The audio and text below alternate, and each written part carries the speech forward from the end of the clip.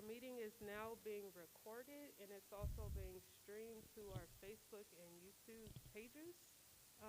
Chair Jackson, whenever you're ready, we could go ahead and begin. I am ready. Thank you all. Good afternoon, and thanks everyone for being here. It is 12:07 on March 23rd, 2023, and I'm calling to order the meeting of the Los Angeles Probation Oversight Commission. I am chair of this commission, S.J. Jackson. I want you all to be nice to me today as I navigate this thing for the first time in person, but I'm definitely glad to be here, so thank you for the sense of welcoming. And as we start today, I'd like to share my gratitude with the Board of Supervisors for their bold action on Tuesday, voting unanimously to pass 3 very important probation reform motions that echo from the POC regarding the continuation to reduce the population of incarcerated youth, planning for future SYTF, and holding the probation department accountable while we support the success of Youth Justice Reimagined. I will now turn it over to our Executive Director, Wendy Julian, to instruct you on how to participate in today's meeting, and then she will call roll for commissioners. Thank you.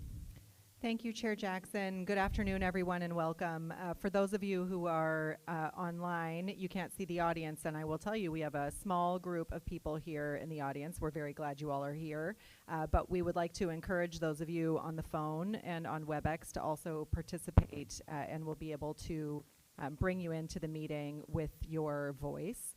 Since the beginning, public participation in our probation oversight commissions has been one of our main goals, and we hope that it continues as we transfer into these hybrid meetings. As usual, there will be an opportunity for public comment on each agenda item, and at the end of the meeting for items not on the agenda. For the items on the agenda, Chair Jackson will introduce them, any presentation will be heard, and then we'll take public comment before the commission discusses the item. We have made a slight change today in order to ensure that we get to all of our agenda items on time and end the meeting, since we do have to get out of this room.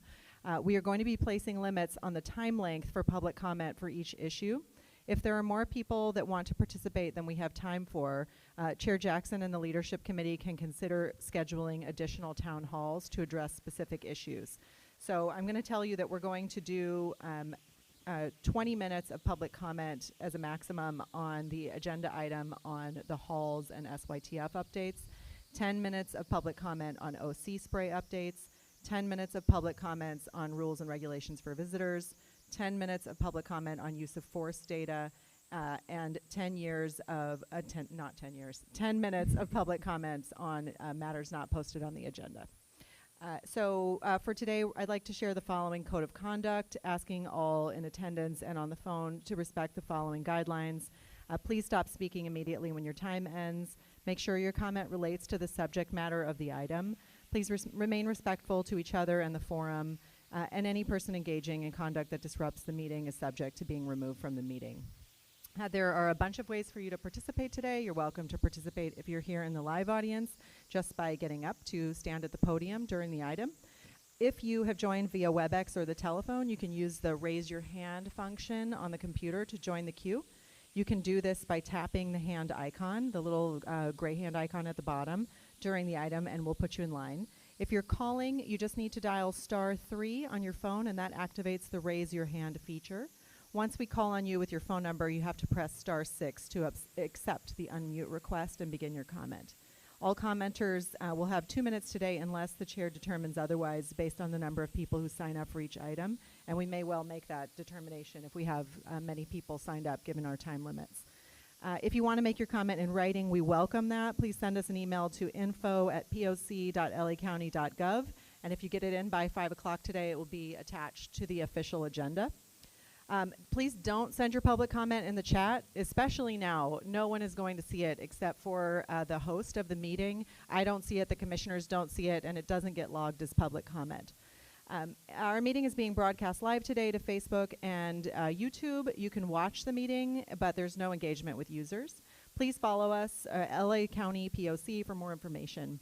Una cordial bienvenida a esta reunión a personas que prefieren hacer sus comentarios públicos en español. Les daremos 4 minutos y podemos proveer traducción si prefieren. O usted puede proveer su propio traductor. Al iniciar su comentario, nomás avísenos que prefiere hacer su comentario en español. Y para hacer su comentario, nomás use la manita que está a la parte baja de su pantalla.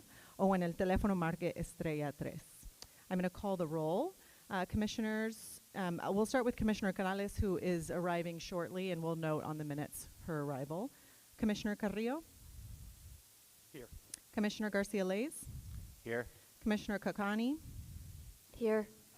Commissioner Lewis is not present, and I'm not certain whether he's joining or not, looking for an indication from Janae, but we will also note if he arrives. Commissioner Meredith? Here. Commissioner Mundo? Here. Commissioner Terry? Here. And Chair Jackson. I am here.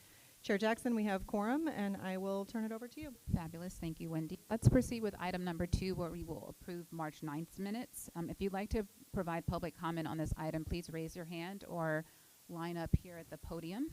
Wendy, do we have any written or live public comment? on No this item? pre-registered. I'm assuming, Janae, we don't have any public comment on this item, on the minutes. No comments. Okay. Commissioners, can I get a motion to approve the minutes for March 9th? I move to approve the minutes. All right. We have a motion by Commissioner Garcia-Lays. I'll second that. Fabulous. Seconded by Commissioner or Vice Chair Kakani. Are there any changes to the minutes? Hearing none. Do we have any commissioners on this side? No. Okay. I can just focus my attention on that side. Hearing none, commissioners, please mute yourselves and vote with a voice vote. Aye. Aye. Aye. Aye. Aye. Aye. Okay. Motion carries unanimously, and we can move on to the next item. All right, we are moving on to item number 3. Same instructions. If you'd like to participate in public comment, either you can raise your hand if you're online, or you can line up at the podium to my left or in the audience to your right. For agenda item number 3, we will discuss and take any necessary action on the conditions at Barry J. Nydorf, Juvenile Hall Central, and progress on ensuring SYTF facility programs and facility plans are progressing. And we'd like to specifically hear about the following. I'm going to detail the items that we're going to be focusing on for this item. That is progress on the corrective action plan for for areas of non-compliance with Title 15 and 24 according to recent BSCC inspections. Progress on physical improvements at units at Barry J and Central with costs and timelines. Progress on implementing the LA model at Dorothy Kirby Center and other facilities. Progress on moving youth designated as secure track to Campus Kilpatrick in the interim or at the interim facility. An update on the staffing crisis and development of at least 100 staff to, deployment of at least 100 staff to juvenile halls to address the issues caused by the staffing crisis. And lastly, progress on the implementation of the Credible Messenger program and other programs and services. Here to present on this item to my left is the interim chief, Karen Fletcher, and acting chief deputy, Felicia Cotton. Welcome to you all. Wendy will give us a brief update on 3 of the motions that we're very excited that passed yesterday, and then turn it over to probation for their reports. Thank you, Chair Jackson. Actually, I'd first like to invite, Ms. Cotton is no stranger to the Probation Oversight Commission and has been with us as a panelist many times, but I'd like to invite you both, Ms. Williams and Ms. Cotton, to introduce yourselves to the commissioners and the public.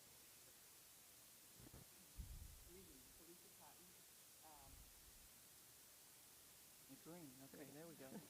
Fancy. Good afternoon. I'm Felicia Cotton and has had the pleasure to be a part of this profession for over 35 years. Look forward to working with this commission. We have some very serious issues that we need to resolve. I believe the resolution is here in this room. I'm ready to put my hands to work and get this done for both the youth that we're here to service. Most of my experience is on the juvenile side of the house, juvenile field. And I was the party along with the team that led us out of the last DOJ settlement agreement. So we look forward to putting some of our best practices to work and working with this commission, and thank you for having me. Thank you. Hi, Sheila Williams. I've worked about approximately 20 years at the Chief Executive Office in Budget and Operations Management Branch. I have 25 years of experience in administration. I'm here to assist probation in achieving the goals that have been set before you, as well as seeing the board's vision carried forward. I'm a graduate from UC Berkeley. I have a paralegal certificate from UCLA. and I have a master's degree from Cal State Long Beach, and I'm here to assist in any way that I can be of help. Thank you. I'm very happy to have both of you here, and thanks for being here as well, Chief Fletcher. So as Chair Jackson mentioned, the board had a very full of probation day on Tuesday and passed 3 motions that have a lot to do with work that the Probation Oversight Commission has covered over the last 2 years, as well as specific recommendations that the Probation Oversight Commission made to the board. So I want to say congratulations to all of you, the commissioners, for holding these things up, and also just give a brief description of what those are. So the 3 items were one item number 2, which it relates to the early release of young people from detention. It relates very specifically to the motion around maintaining the low census. That was one of our 4 bucket areas of the strategic plan last year, but takes some new and aggressive steps toward looking at individual cases. It actually has a lot in common with the motion for girls' decarceration, the 2 motions for girls' decarceration that the Probation Oversight Commission is related to, and we look forward to working with the department and with the other entities, in particular the Public Defender's Office and the Defense Bar, as well as the District Attorney's Office, in helping to reduce the census further. The next item, it was item number 5. That reflects a global planning process related to facilities and includes the recommendations that this commission voted on related to the SYTF facilities conversation that we had maybe a month and a half ago, that are specifically around identifying facilities and programs and staffing for SYTF, looking at options including separating off a portion of Barry J. Neidorff Juvenile Hall, and exploring other areas like Dorothy Kirby Center, and Los Padrinos was among one of the selections, which is something this committee talked about many months ago. The other thing that I think was really key about that recommendation was pushing forward something that's been on this agenda regularly around the full utilization of Campus Kilpatrick as an SYTF site, as well as the immediate addressing the staffing issues around issuing the staffing recommendations for the SYTF. And then finally, what was listed as item number 6 is related to a lot of issues that go to the core of why the Probation Oversight Commission was created, which is around accountability and transparency for the department, and a renewed dedication by the board to the promises of Youth Justice Reimagined, and the looking at a different approach for juvenile justice in the Los Angeles County area. So those are the 3 motions. The Probation Oversight Commission has some very direct responsibilities related to a couple of them, and I will be working with our staff to continue to report back with you on the progress on those. With that, I'm happy to turn it over to you to address some of the items on the agenda, or however you'd like to proceed, and then we can go back to public comment. Excellent. Thank you so much. All of these are really important items, and I'm going to give you the best updates that I have at this point, and then we can certainly provide some written updates, especially as it relates to home-like improvements. There's a lot of moving parts to that, but I will give you some of the general information. So the first item, the progress on the corrective action plan. Our corrective action plan was due to the Board of State and Community Corrections on March 14th. It was submitted. We are working with them on steps forward. According to the statute, we have 90 days after.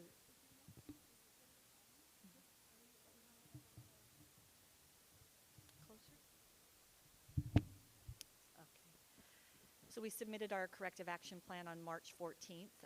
We now have 90 days to implement and remedy the items of noncompliance. So what happens in the process is that the BSCC identifies areas. Initially, they have an exit interview with the department representatives, and then they issue an initial inspection report. Subsequent to that initial inspection report, they provide us with a final list of things that we need to identify in our corrective action plan. Those are 13 items related to Title 15 and 5 items related to Title 24.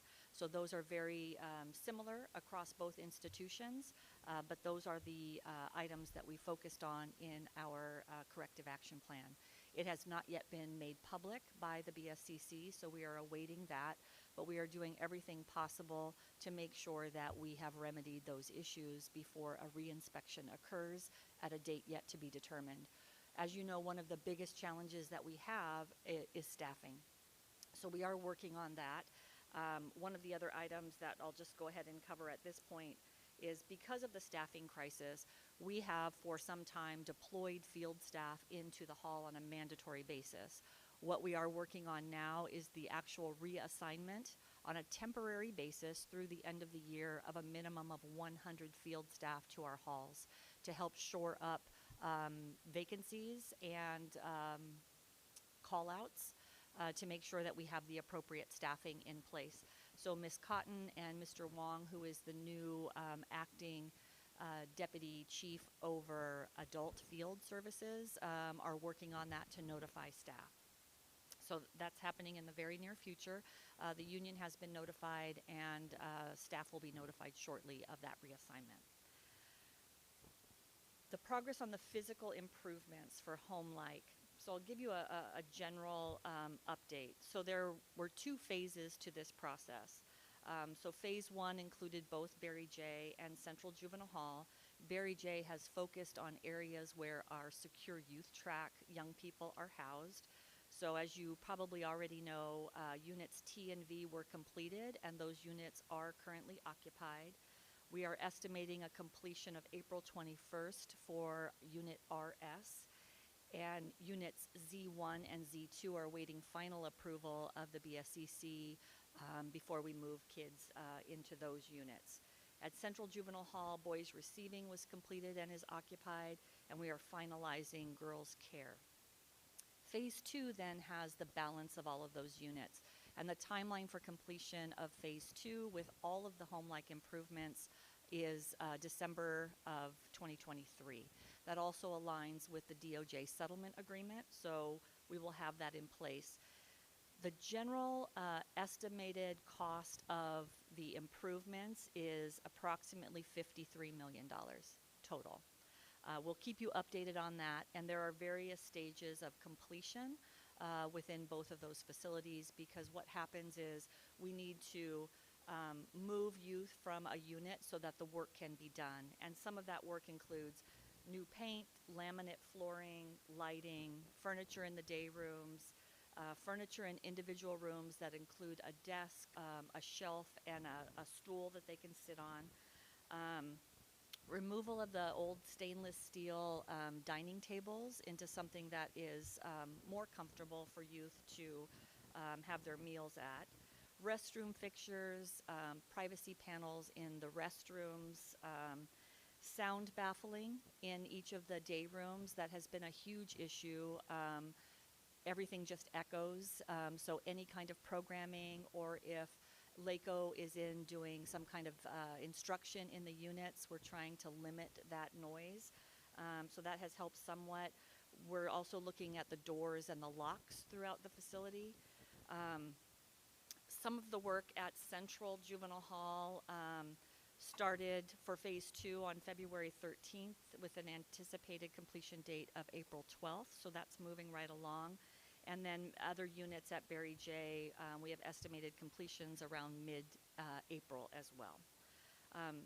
The CCTV cameras have been completed at Central Juvenile Hall, and we're working through with vendors to make sure that all of that is taken care of at Barry J. So they're at varying degrees of completion, but that definitely is moving forward and is on track for completion. Progress on the LA model. So as you might know, the LA model really consists of small group trauma-informed model, home-like therapeutic environments, youth-centered collaborative approaches, and then a developmental stage system, which is really talking about daily stage tasks, responsibilities, programming, and our behavior management program. DBT, the dialectical behavior therapy, and then forward-thinking interactive journaling. So that's all part of the LA model. At Kilpatrick, which is I think what was called out to report on, has been implemented. The young people are currently working the DSS and journaling. But I also wanted to report out on some of the progress that we've made at Dorothy Kirby. So 50% of the staff have been trained on the interactive journaling, which is the CBI component of the LA model. 42% of the staff at Dorothy Kirby have been trained on the LA model and the circle ups, where kids are coming together and working through therapy in a group-like setting. But more importantly, 100% of the female cottage staff are fully trained, which is great, and 100% of the Camp Scott staff are fully trained, and they have implemented journaling. So that part is good to report. We're happy that that is moving along. What we want to do is to make sure that the LA model is infused throughout every facility. The East camps, the initial process of training has started. And then SYTF, the population at Barry J, most of the young people participate in the journaling process with their treatment and counseling DPOs who are on site. Once the SYTF staff are actually selected and assigned to those units, then we will make sure that they are trained as a priority to get that going for the SYTF population. Progress on moving youth designated to secure youth track. So we have maintained our population there at 11. 2 of our young people graduated and went to step-down programs and transitional housing in the community, and they're doing well. Julian and I were just talking about one of the graduates. I'm getting pictures from the 2 of them hiking in Griffith Park with dogs, and that's really great to see that they are thriving in the community. We have 6 more young people from Barry J that are slated to move to Kilpatrick next week. So by the end of the month, we will have 6 more with the plan to move another 5 shortly thereafter. So the Title 24 issues still remain as a concern at Kilpatrick, but with our staffing levels and the way we have set it up in the cottages, we believe that that is sufficient to make sure that our kids are moved and are doing well in that facility. I mentioned the 100 staff already. With regard to credible messengers, we do have 4 credible messengers assigned at CVK from DYD. So those are from Healing Dialogues in Action and ARC. They've been a great fit out there. We've had a couple of meetings with staff. In fact, the one is happening right now at CVK. But our credible messengers are on site from 7 a.m. to 3:30, and then another shift from 1 to 9:30. So it's great to have them for the full day as they're interacting with our young people and our staff. And that was effective on March 4th. We do have 12 credible messengers assigned to Barry J, the same hours, and that happened just within the last week and a half or so. We did a kickoff meeting at Barry J for all of the directors and the leadership team there with the credible messengers, which was very positive, and we really look forward to having them in the facility on a regular basis for those full days to really help us manage the culture and the tone and the environment in those units with our staff. So they will work shoulder to shoulder with our staff. Each has a role. No one's trying to cross over into someone else's role, but it's such an important partnership, and we want to make sure that our staff understand that partnership and really rely on them as a resource. So that's definitely ongoing. We've been working with Mr. Carroll and Mr. Holmes at DYD, and it looks as though there's an estimate ETA to get our credible messengers at Central Juvenile Hall by June 1st. So if that bumps up any sooner, then I certainly will keep everyone informed. Thank you. Thank you. Thank you, Chair Jackson. Thank you for mentioning about the LA model, about the other facilities. So I believe that in one of the motions from maybe a year and a half ago, there was a designation of Page and Atherbaugh as the new LA model site, which was sort of a necessary step from calling Kilpatrick the SYTF interim site. So you mentioned the East camps. So how's that training working? Is there a time frame on the implementation for the training at Page and Apple specifically, but at the East camps in general, if you want to generalize it?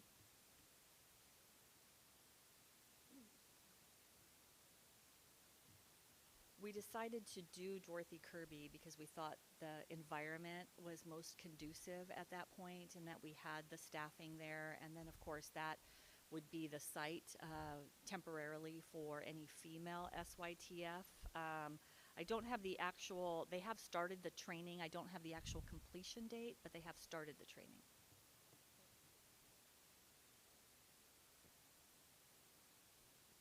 Do you want to, should we do public comment first, or do you want? Is no other probation I don't personnel think going so. to speak to That's that? I think that's the end of the presentation. Okay, yeah, public comment is great.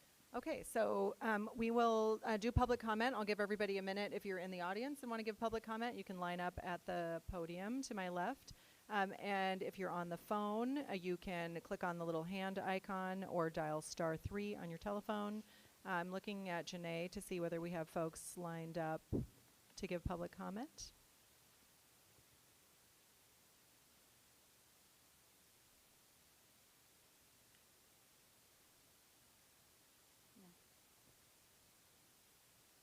Okay, so we have a couple of in-person public comments that we'll start with, and then we will see if anybody's raised their hand on the phone. And we're going to set the timer, did we say 20 minutes? I believe we did at this. 20 minutes total, so right now it is 12:33. So we'll end public comment at 12:53 unless we don't have any more public commenters. And everyone will have 2 minutes, which I think we're going to put up on the screen. So if you'd introduce yourself and begin, please.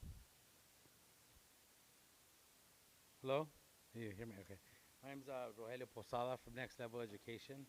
I want to speak on a couple measures, but I really appreciate the Probation Commission and everybody here for what you guys are doing. It makes a difference, and it's going to make a change. You know, I'm a third generation of a program that didn't work, father, brother, and me. And now I made the changes, what it takes to figure out what it took psychologically, physically, mentally, and everything it took to change.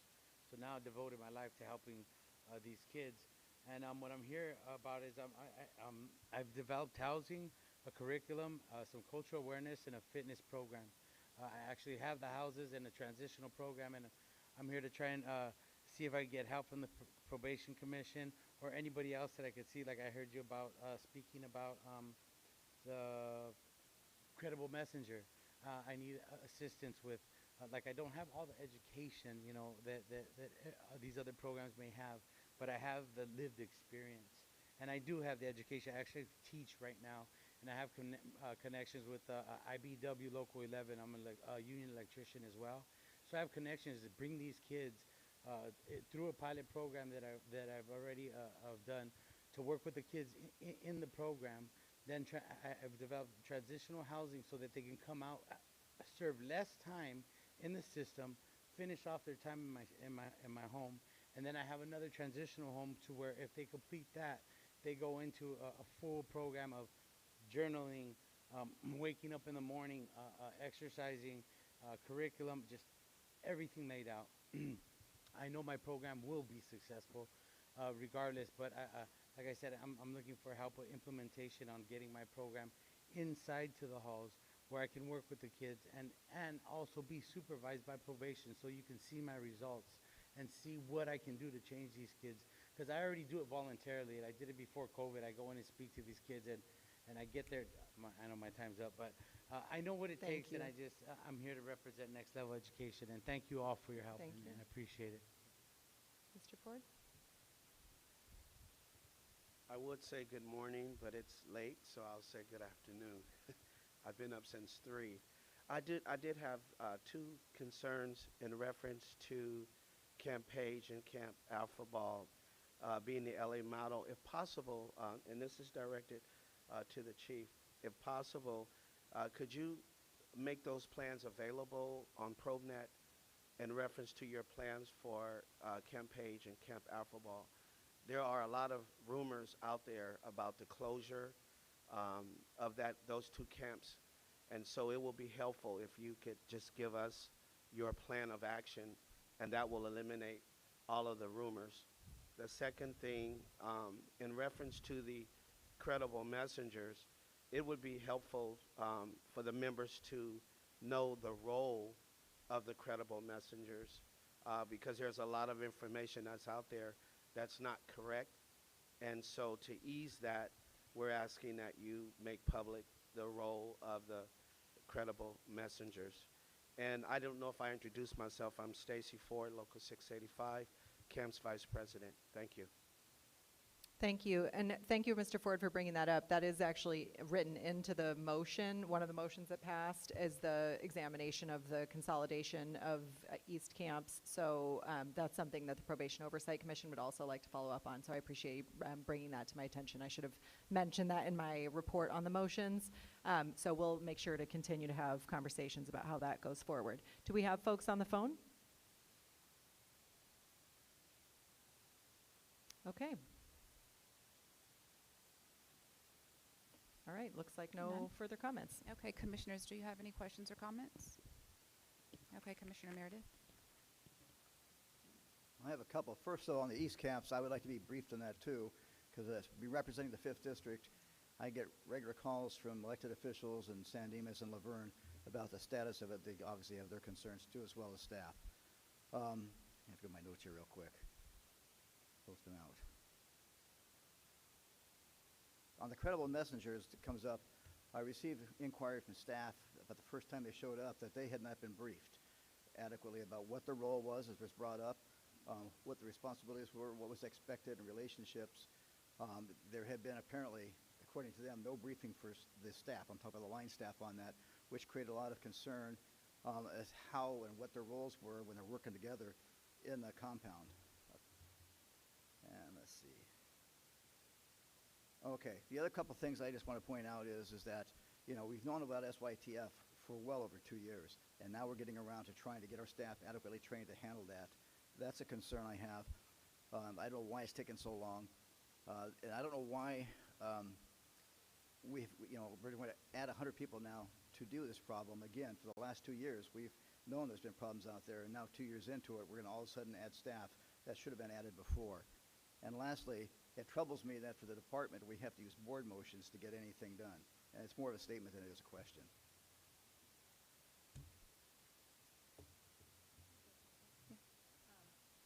Commissioner Meredith, I just want you to know that a conversation with DYD about the Credible Messenger program was something that was, we hope to include on today's agenda, but Mr. Nichols, who's running the program, was not available to attend with us, but will be at a future meeting, and also offered to answer questions in writing from commissioners if he wasn't able to attend. So that's certainly something that we can agendize for a future meeting if Chair Jackson and the leadership team agree with that. My question wasn't about the program itself as it was the staff had not been adequately prepared for what was happening. Probation staff. Probation staff. Oh, okay. So it's a great point. We had our credible messengers meeting with the staff at Kilpatrick, the line staff, and so they have been aware, and again, today is the second meeting.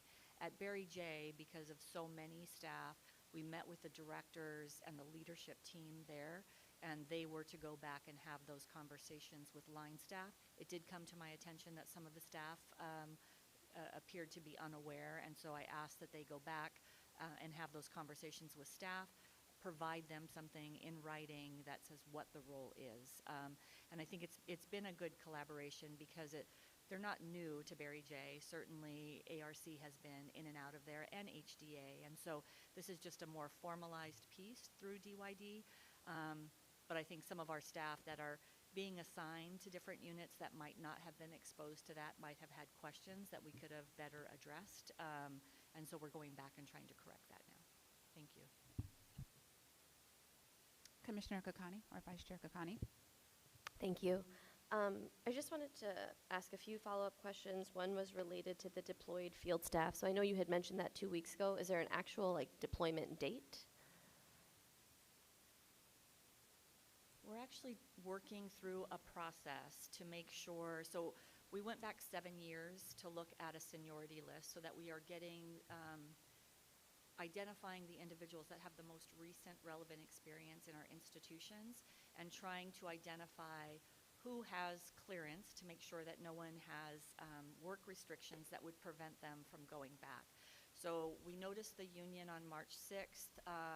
We do have a list now that goes back 10 years that we're looking at, and trying to make sure that we are following the guidelines of BSCC for the training. So we should have a date probably by Tuesday of when the actual start date will be, because what we want to make sure, unlike what happened with deployed staff, they didn't have enough notice to be able to do some of the training up front. So we want to make sure that these staff have the appropriate training up front, which could be as much as 2 weeks before they're actually physically walking into the facility. And we want to do that in phases. So can we give them a few days or a week of training and then let them go into the facility and try to rotate them so that we get immediate responses? But hopefully by early next week we will have an actual start date. Okay, so at this point, none of the field staff that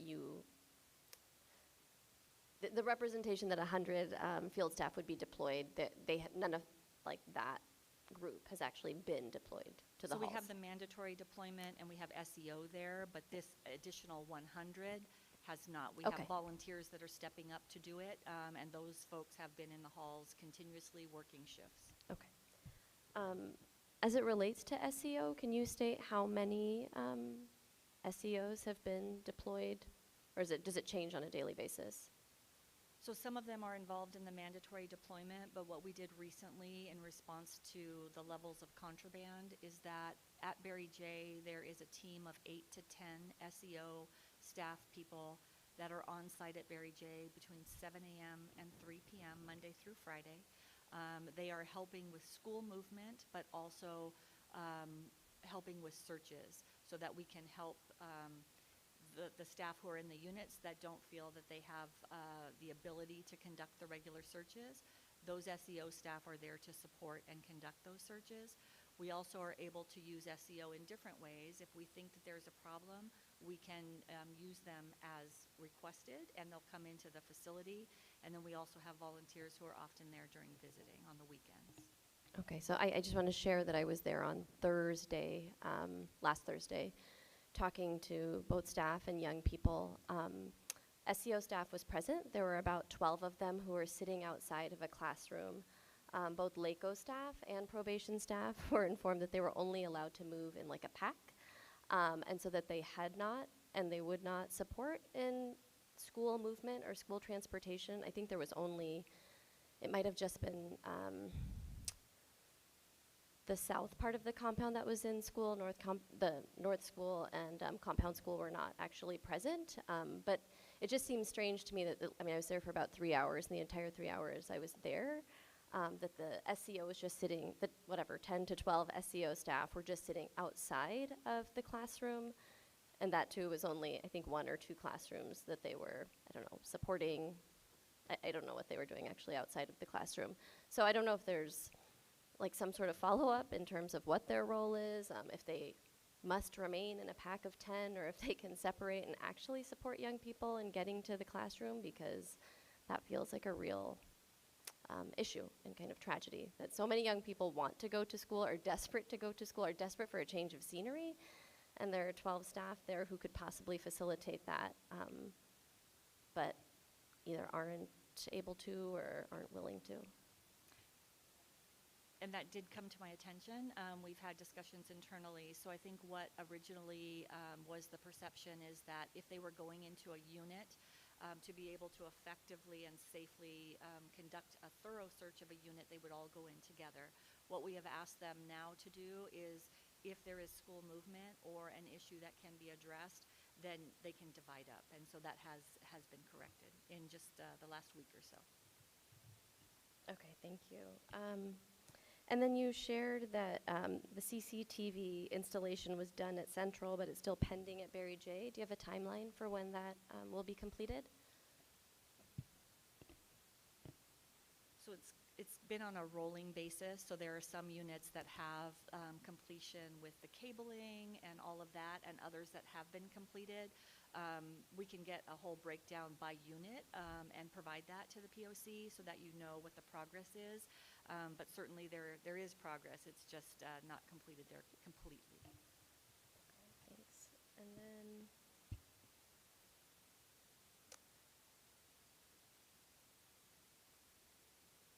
I had a, sorry, this is now a totally different set of questions related to the LA model and DBT and interactive journaling. I know that that has been core to kind of what's happening at Kilpatrick and perhaps what you'll be launching at other facilities, but just curious if there was any sort of evaluation, assessment of the effectiveness of that work, that programming. I'm not sure what the right characterization is of that, but I hadn't seen anything that like resembled, I don't know, like an analysis or an evaluation connected to those two things.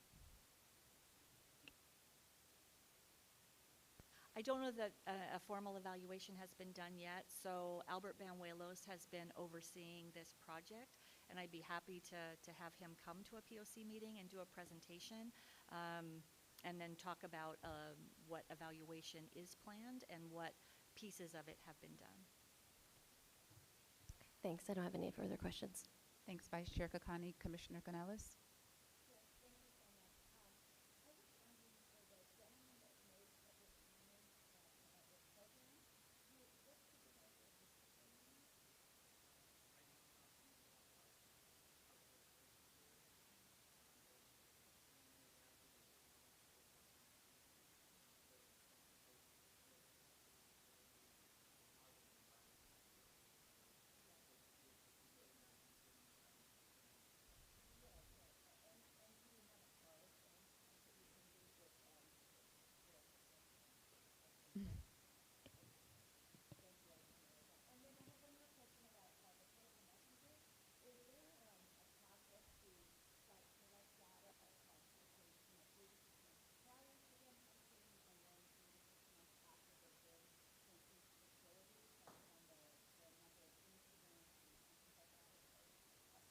Yes, we can absolutely do that related to OC spray and physical intervention. I think it's really important because I do think the tone of the facility will definitely change as our kids can rely upon the credible messengers working side by side with the staff, so we'd be happy to do that.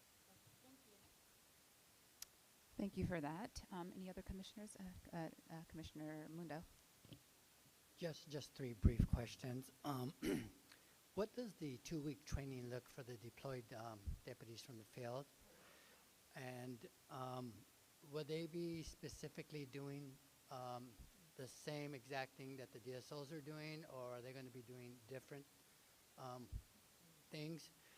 And it seems like, well, I just wondered, is the union leadership included in any of the discussions? I'm surprised that, I guess I wonder why the union didn't help in providing the information to the line staff about the credible messengers or about the deployment of them. So I don't know if they're in the conversations with the administration when decisions are being made. So I can't speak for the communication with the union, but certainly there is communication regarding the deployment when we did the mandatory deployment, and certainly about the reassignments. So that has happened between administration and union leadership. They will be doing the same work as the DSOs. They're going right back in and we're doing it as a reassignment, not a deployment. That is their new job function. And so some of the training, I don't know if Ms. Cotton wants to address that, but we want to make sure that they are very well trained with either refreshers or more basic training before they go in. With you, and it's still in discussion, because at first it was a 3-week training schedule that we were able to whittle down to a 2-week, and then to go back for a refresher. So it's the basic skills that they would need going in. We want to add some de-escalation and some of those other pieces with it. So right now I'm looking at how I can combine the de-escalation along with some of the other things that they're utilizing as we move away from the pepper spray. So some of it is going to be a condensed and collapsed training piece that will include some de-escalation pieces. So we should be putting the final point on that, and we do intend to reach out to labor to make sure that we have their input. will any of the reassigned staff be supervisors and acting in that capacity, or is it all going to be line staff? Currently, it's line staff. That's where the biggest need is. We do have sufficient supervisors, but we have explained that if there is a need for supervisors, we will do reassignments of them as well. Thank you. And you do have supervisors also that have volunteered that go right now, weekly, for deployment. Thank you for that. Any other comments or questions, Commissioners? Commissioner Garcia-Lace. The 100 officers who are being reassigned, will they be, will they have pepper spray? At this point, no, they will not. Any other commissioners want to chime in at this point? Commissioner Terry? Just a quick question. It sounds like then at each facility, there's kind of a different, not model in place, but there's staggering start dates in terms of deployed staff, training, I know you gave different statistics of which staff had been trained in the journaling. Is there any way to get in writing some sort of overview of what's happening at each site, just to be able to kind of track change and progress? I'm even thinking of the comments around evaluation. It's like there's a different start point, and we would expect to see change at different sites at different times. So I think having that down would be helpful. So we'll certainly do that. So I would like to chime in with a question, and Commissioner Carrillo, I'd like to go to you after, if I could just squeeze in here. And this is actually a question for Chief Fletcher, and I wanted to ask last meeting, but I wasn't here. And it's sort of a general question that I'd like to narrow in a second, but I'd like to know, how has being the interim chief sort of changed your perception of the issues that are in front of us, and more importantly, changed your approach to solving some of the issues? That is a great question. So I don't think it's changed my perspective. I think it's put me in a place where I can directly make the decisions. And you have seen quite a few changes in our leadership, because I think it's incredibly important to have the right people in the right spots to get the job done. We need the expertise, we need the commitment, we need the passion of people who can move us forward. And I think you will see that we are moving pretty quickly to make the necessary changes across the board, whether that be staffing or training, reassignments, all of that.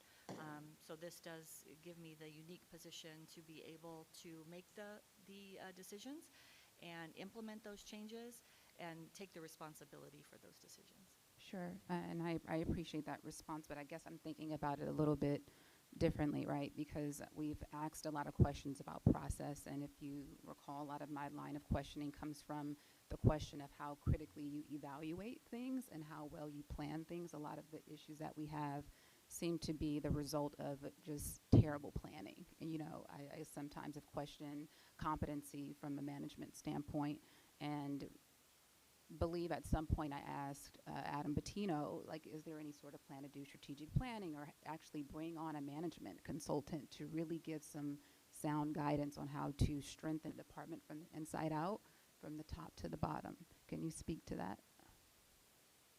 Sure. So he started a process to get us on board with strategic planning, because it is very important, right? If we don't have a plan in place, then it's hard to work toward a vision and to lead people toward that vision. We can talk all day about what we think should happen, but until we have something concrete for everyone to follow, then we struggle. Yeah. And so we want to make sure that's in place. We have been in communications, and Mr. Bettino was before he was reassigned, to talk to consulting firms about not only the strategic plan, but how do we address the overall culture? How do we make a shift in how we do business so that that planning piece is not after the fact, right? That we have a solid plan in place that is communicated very clearly and often to our staff. And that really just hasn't happened in many years. I often say it's taken us a while to get into this situation. It's going to take us a while to get out of it. But I think you will see from this leadership team that that commitment and the fast track that many of these things will be placed on will get us there. But we are working toward having that expertise from consulting firms to help us do the strategic plan and the shift in culture. And Mr. Patino did start that. Sure. So we understand the issues. I see them slightly different in some ways. And a lot of times it feels like, as I just suggested, that management is just sort of flawed. Have you done any real evaluation of the managerial, that structure, and the people who are supporting you to get the results that we want? I see the positions have changed, but what kind of real process led up to those changes, and are people truly equipped to address some of these issues, your people? Right, so what we did very immediately is when I came in, I was assigned adult services, and juvenile institutions, right? It's a job for way more than one person. So we did divide that up immediately. So Ms. Cotton is going to oversee juvenile and institutions, and then Mr. Wong over adult services. So that division alone is going to allow us to have the more pinpoint focus on the issues. So that's very helpful. We've had vacancies, especially one in a deputy director position that was overseeing institutions. And that has been for about 14, 15 months. So we're trying to fill that as quickly as we can. We're trying to get the right person and people on our communications team, right? Because the communication piece, we often look as an organization like we're trying to hide things when in fact we're not communicating effectively. And so we want to correct that and be as transparent as possible, making sure that we are providing data, that data is posted on our website, that we are more accessible to everyone, the public, the community, POC, elected officials, everyone, our own staff, right? Our own staff walk around and don't know what's happening, and that's unacceptable. And we're working really hard to change that. So I do believe that the pieces that we've put in place just in these last 2 weeks is going to help us get there. And still, there's more changes to make, definitely. We're not done. But we do have the support of the CEO's office and the board to make some critical changes to make sure that we are successful as an organization, not only for the staff, but more importantly, for those people that we serve, both on the juvenile side and the adult side. We have a lot of responsibility, and it's time that we owned up to that responsibility more publicly. We do it internally, but what we don't do well is that external piece. Yeah, I agree. I think I'd like to propose a motion, commissioners, to address maybe the issue of managing, right? And if we can discuss it if other commissioners agree that this is something that should stand. But I think in the interest of having some sort of evaluation system, better communication, better reporting, that I should move to instruct the Board of Supervisors to require the Probation Department to acquire a midterm management consultant to support the development and execution of a real-time strategic operations plan that will create a framework to address the many issues probation is charged with fixing. Any commissioner second that, or should I read it again? Okay. I move to instruct the Board of Supervisors to require probation to acquire a midterm, I just said that because I couldn't really figure out when it should, the term of it, management consultant to support the development and execution of a real-time strategic operations plan that will help create a framework for probation to address the many issues that they are charged with fixing.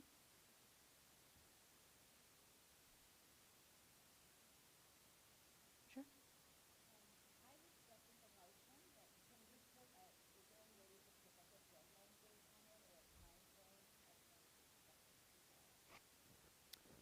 Was assuming that it takes a while to sort of vet and figure out who is, you know, in the best position to take on that role, whether it's an external consultant or you bring someone up to staff. That's the way that we sort of explored it when we were at the meeting talking to Adam about it. But perhaps 30 days, report back on maybe acquiring this person to do this job. Does that make sense? This is the Board of Supervisors need to instruct probation to get this person in place. I mean, recommend. Yes, yes, yes. Language is important. Yes, so recommend. Can I just ask a question? I know it was shared that you all were already connecting with or exploring that process. So, I just If you could just share again where you left off in that process. I know, was it Mr. Bettino who was carrying that and then it kind of stopped? It was, and so Ms. Williams will pick that up. So we could actually report back even before the next meeting on the status of those contracts. So a couple different things are happening right around culture change and the strategic planning. So happy to report back on where we are with that and how we should go forward. Okay, as long as it happens in a timely manner, I don't know if it necessarily needs to, be a motion, but I feel like since nothing has been updated since we sort of charged Adam with that, maybe something a little bit more concrete should be in place just to make sure that it happens. So, other commissioners, should it remain a motion? Should we just expect to hear back from probation by next meeting? I don't know if the motion can be for probation to then report back by the next meeting with I don't know if it's a scope of work, potential consultants, or who the identified consultants are. But I think also the scope of work would be super helpful to know what's being tasked of these consultants and whether there are things that, I don't know, should be clarified, added. Hi, Sheila Williams. I'm not sure we can share the scope of work due to the bidding process, the competitive bidding process, but we could definitely provide perhaps an outline of some sort.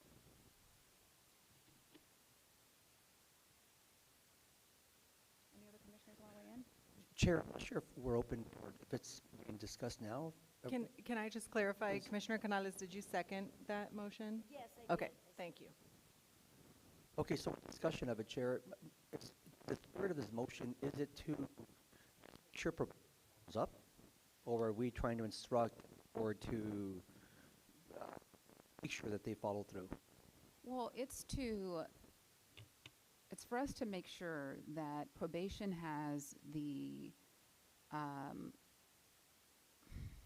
has a sort of accountability and measure to make sure that it's actually solving things, it's actually addressing issues. And I feel that since management is the issue and they haven't sort of demonstrated that they're able to do that independently, we're recommending that they bring someone on who has the expertise, preferably someone with an external lens who's not within the department, to come in and say, here are the issues that this is what you think you're struggling with, and this is what you're actually struggling with. And sometimes probation doesn't know what that is.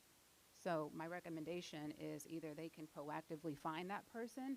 I like the idea of maybe us working with them to decide who that is. But when we're talking about performance metrics, it's not about the staffing and the training. It's about the management structure and how well equipped are they to address the issues. And as far as I'm concerned, that's a real problem that's in front of us.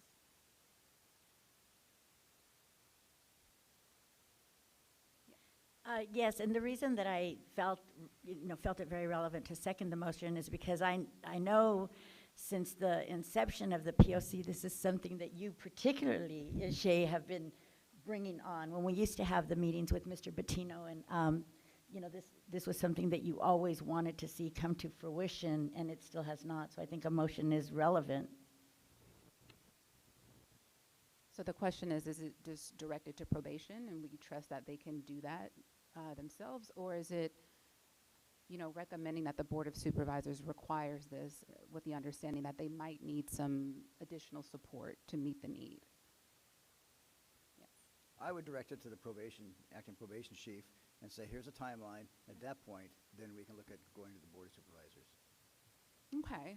I think that's a good faith sort of exercise, and depending on how that goes, we could decide what makes sense maybe after that deadline. We meet that deadline. Okay, so I will restate this. Should I? Okay. It might be a little messy, so bear with me. I can restate it if I need to. I move to recommend that Chief Karen Fletcher, I might need to revise this quite a bit. Okay. I move to recommend that Chief Karen Fletcher in the next 30 days devise a plan to identify a management consultant who can come in and provide a real-time strategic plan, operations plan that will help create a framework to address the issues you're charged with fixing. Is that fair, commissioners?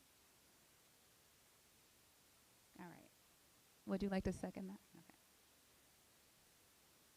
I second that. Thank you so much for that support, Commissioner Canales. I will move on to the panel's commissioners to vote with a voice vote on this.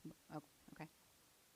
Well, before, if I'm understanding this right, we are asking for something that's already happening with the purpose of making sure that we follow up on it. And I guess, Chief Fletcher, are we asking for something that's already happening? So it's in the initial phases, so happy to report what has been done and what the plan is moving forward. That would be helpful. And is that what the motion asks for? I mean, I don't know what that is and where it is. It's something that we've been asking for a while, and so in the interest of just making sure it's done in the next 30 days, that's the directive.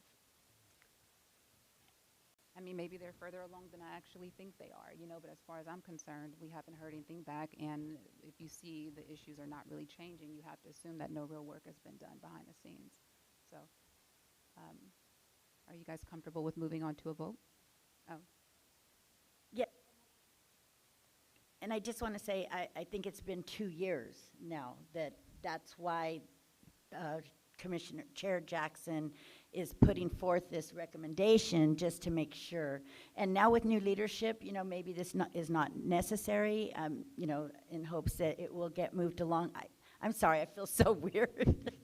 I'm just used to looking at people when talking. So, so I think, with the 2-year time frame that we've been dealing with is what Commissioner Jackson is just wanting to ensure that, okay, now let's move along and get this done. Can I just say that County Council has made the good recommendation that we ask if there's any public comment on this motion before a vote is taken? Sure. Any public comment? Anybody in the audience who'd like to make public comment? Anyone Or online? please raise your hand if you'd like to make public comment specifically on this motion. I will tell you there was a hand raised for public comment that we missed earlier, which I now have the public comment to read in, but it doesn't relate to this motion, so I can read it later. Okay. But any public comment, anybody raise their hands? Dial *3, use the raise your hand function. Nope. Okay. Yeah. Sorry, Wendy, one just popped up over here. Sorry. Please, go ahead, Rogelio. Hi, Rogelio Posada, Next Level Education. Yeah, public comment on that, the motion. I think it's great.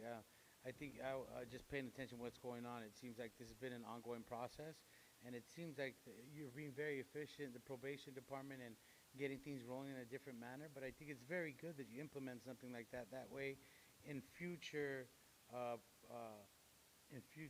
meetings, it's no longer an issue because there will be a set standard that, okay, let's deal with this on the next time. Let's do with this with the report.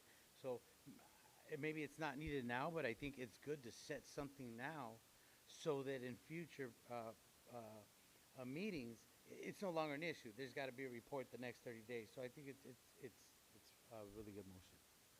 Thank you. Thank and you so that's much for that. exactly the way public comment is supposed to work. And we have one hand up on WebEx that we will take. We're working out this hybrid situation. We're going to make it work. Thank you all for your patience very much. Tell me when you're ready, Ismael. Hear me? Yes.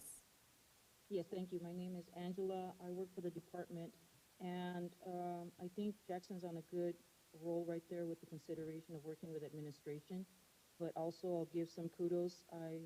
Through my 35 years of experience, I understand and I know Huang and I know Ms. Cotton, and I think she's divvied up the responsibilities to competent individuals at this point, and it's in-house. So I would vote to say yes, get an outsider to do this, but give probation the opportunity to do it themselves right now. If they don't bring it up and can give you some clear, concise dates within the next 30 days or next meeting, then go ahead and bring in the outsider or the individual you're asking for the Board of Supervisors to recommend to go ahead and tell us how to go ahead and give dates. But Sharon right now is on a roll right now, dispersing her authorities and getting the right people behind the right jobs. And they will go ahead and make movements for you guys. And for us, I hope, also, line staff. Thank you. Thank you, Angela. Any other hands up? No, okay. Commissioners? Commissioner Correa, you had a question Thank or you, comment? Chair. So, just for some clarification here, the request to the board is to have them hire a outside consultant firm to do this work. I don't think we're there yet. I mean, you know, I'm in favor of incremental approaches, and I think we're going to go internal first and ask that they identify either personnel that they already have, or they're going to do that lift themselves. And if it turns out that after 30 days they have not identified someone and at least created an outline of a plan, then we can explore other options. Okay, I just want to make sure that the request is not to hire someone, because for me it sounded that it was in the gray area there. If that is needed, they get to decide whether it's an independent person, whether it's someone who is, you know, pre-existing. That's they have the freedom to decide that at this point. Thank you. Yeah. With the hope that they identify the best person to get it done. So. Okay, are you ready for me to call the roll? If you all are, yes. Okay, does anyone feel like we need to read back the motion, or we're clear on that? I do. Okay. Oh. You want me to read what I have? Yes, please. All right, so I have that the amended motion is to recommend to Chief Fletcher to report back in 30 days on the progress on hiring a management consultant who will provide a real-time strategic operations plan to address the issues facing the department. Does that sound right? That's And good, that yeah. was a motion made by Chair Jackson, seconded by Commissioner Canales. Please vote yes, no, or abstain. Commissioner Canales? Yes. Commissioner Carrillo? Yes. Commissioner Garcia-Leyes? Yes. Commissioner Kakani? Yes. Commissioner Meredith? Yes. Commissioner Mundo? Yes. Commissioner Terry? Yes. And Chair Jackson. Yes. Okay, so that motion passes unanimously with Commissioner Lewis being absent. Chair Jackson, would you like for me to read the public comment that we Yes, received? yes, yes. So this public comment came from Shalon Joseph from the District Attorney's Office, and the question was regarding the status, I'm sorry, I had it in front of me and now I don't. The status of contracts with Boys Republic, Amity, and ARC that came from a Board of Supervisors motion. So given that that's public comment, I think whether or not you want the department to respond to that depends on whether any of the commissioners would like to ask the department to respond. I say that only because in practice we don't have to respond to public comment, but you're welcome to respond to public comment if you like. I don't have any opinion either way, but I do appreciate the comment. Commissioners? Well, thank you to whoever submitted that comment. I think probation can make a note of that there's some person in the public that is inquiring about that. Yes. I still have my original question. Oh. It's a little bit painful, but I'm going to ask it anyway. And Chief, I know you've had this epiphany where we're making this big change in the last 2 weeks. You were in the position of, correct me if I'm wrong on any of this, you were in the position for 2 years overseeing the youth side of the department. And every time I would talk to Chief Gonzalez, he'd say, talk to Chief Fletcher, talk to Chief Fletcher. So I'm getting the sense from what you're telling us today is you had no authority to make any change. Is that correct? So I had been here a year and a half, overseeing all of adult, all of juvenile, and the institutions as the assignment as the chief deputy over all those operations. I think as a chief deputy, you're in a unique role, right? You make a lot of recommendations, and final decisions are made with the chief. Did you make these recommendations to Chief Gonzalez? Yeah, these conversations and recommendations were discussed, yes. And he said no to them. There were a variety of reasons why things stalled. Some of the reassignments did not happen because of decisions made at that level. Okay, I'm just looking for clarity here because I get the same questions asked. I have the same questions, and I'm under the impression that you had some authority to make some changes on these juvenile facilities, and now I'm getting the impression that you didn't have any say in that, and that's what I'm looking for, if that's true or not. As a chief deputy, I was not the ultimate approver or denier of any of the recommendations. That lands in the chief's office. Did you make these same recommendations you made in the last 2 weeks to the chief? Many of the recommendations were made previously, yes. Commissioner Carrillo? Thank you, Chair. Chief Fletcher, and I'm going to piggyback off of Commissioner Meredith. So now that you are in this direct position to make these hard decisions and changes, what will I see the next time I go to Sylmar, specifically the compound, concerning the emergency that we have there? It's one that you're well aware of. It's one that I think the public and everyone here in this room is well aware of. I suppose some of the recommendations you shared with the chief that were maybe not implemented, I suppose those are still somewhere in a notepad or a file folder somewhere. Will any of those be implemented? Sure, we're moving forward pretty quickly with a master services agreement to get more programming in the institutions.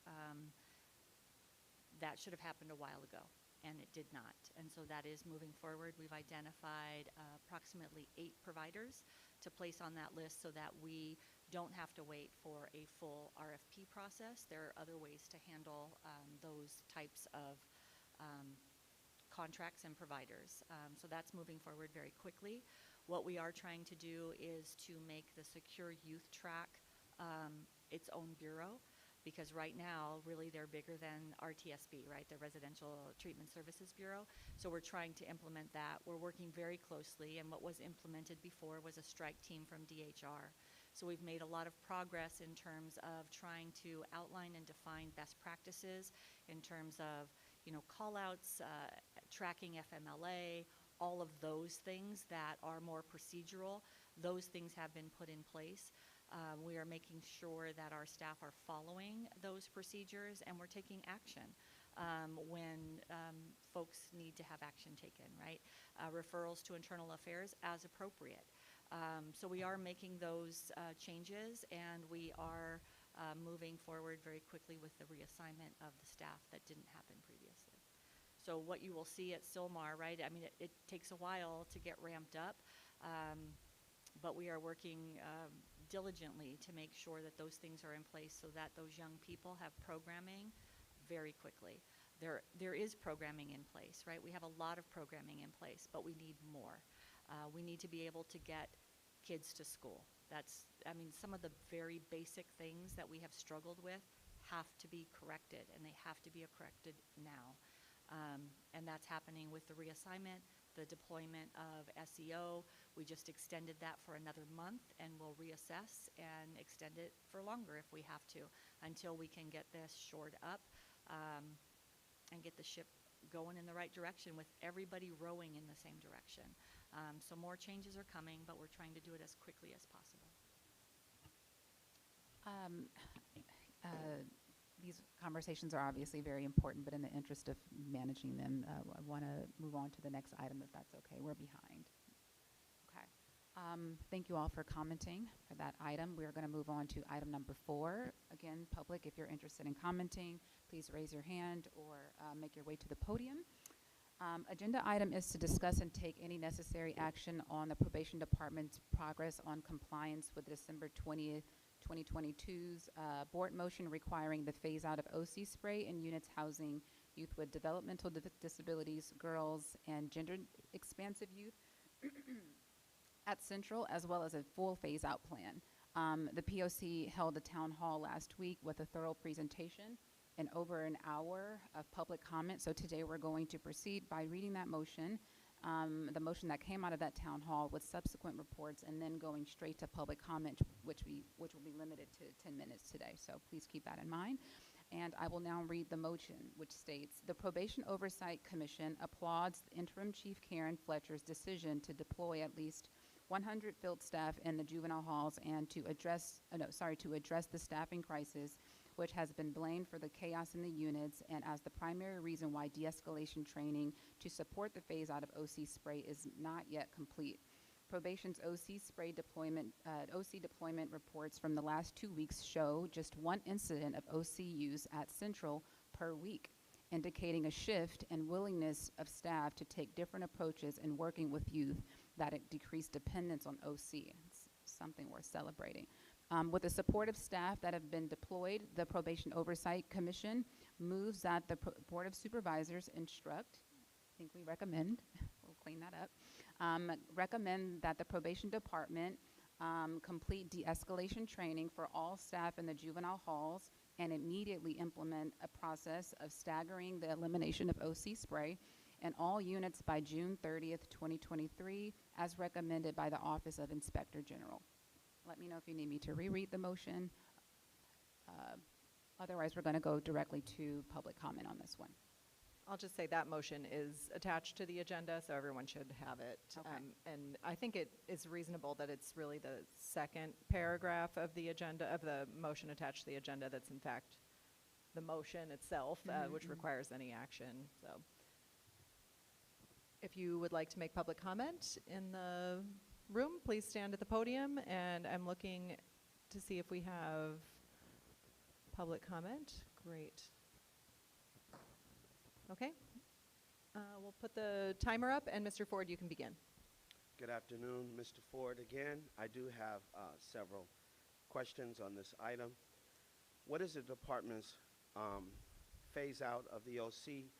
What is the alternative? I hear a lot about we're going to bring in field staff, but what is the alternative? My second question is, as it relates to the injuries that our staff are receiving in the halls, there are certain individuals or certain youth that are inflicting a lot of injuries to the staff, and it appears on the surface that nothing is being done about it. I want to know, what is the department's plan to deal with these young people who are assaulting the staff, who are assaulting some of our volunteers, and who are assaulting our teachers? What is the plan of action? Because as it stands right now, we don't see any of those plans. These young people are assaulting staff, sending staff to the hospital, and they're going on their day with the regular programming with no type of interference or consequences, if you will. Nothing's being done. And if it is being done, I would like the department to make that public and let us know what's being done. Because as it stands right now, we just had a female deputy get beat up pretty bad. And you wonder why people aren't coming to work. It's not that they are scared to come to work. They don't want to come to work and be killed. So what's being done about their safety? Thank you. I don't see any other commenters in the room. Do we have anyone with their hands up online? Okay. Thank you for that. Commissioners, would you like to weigh in on this item?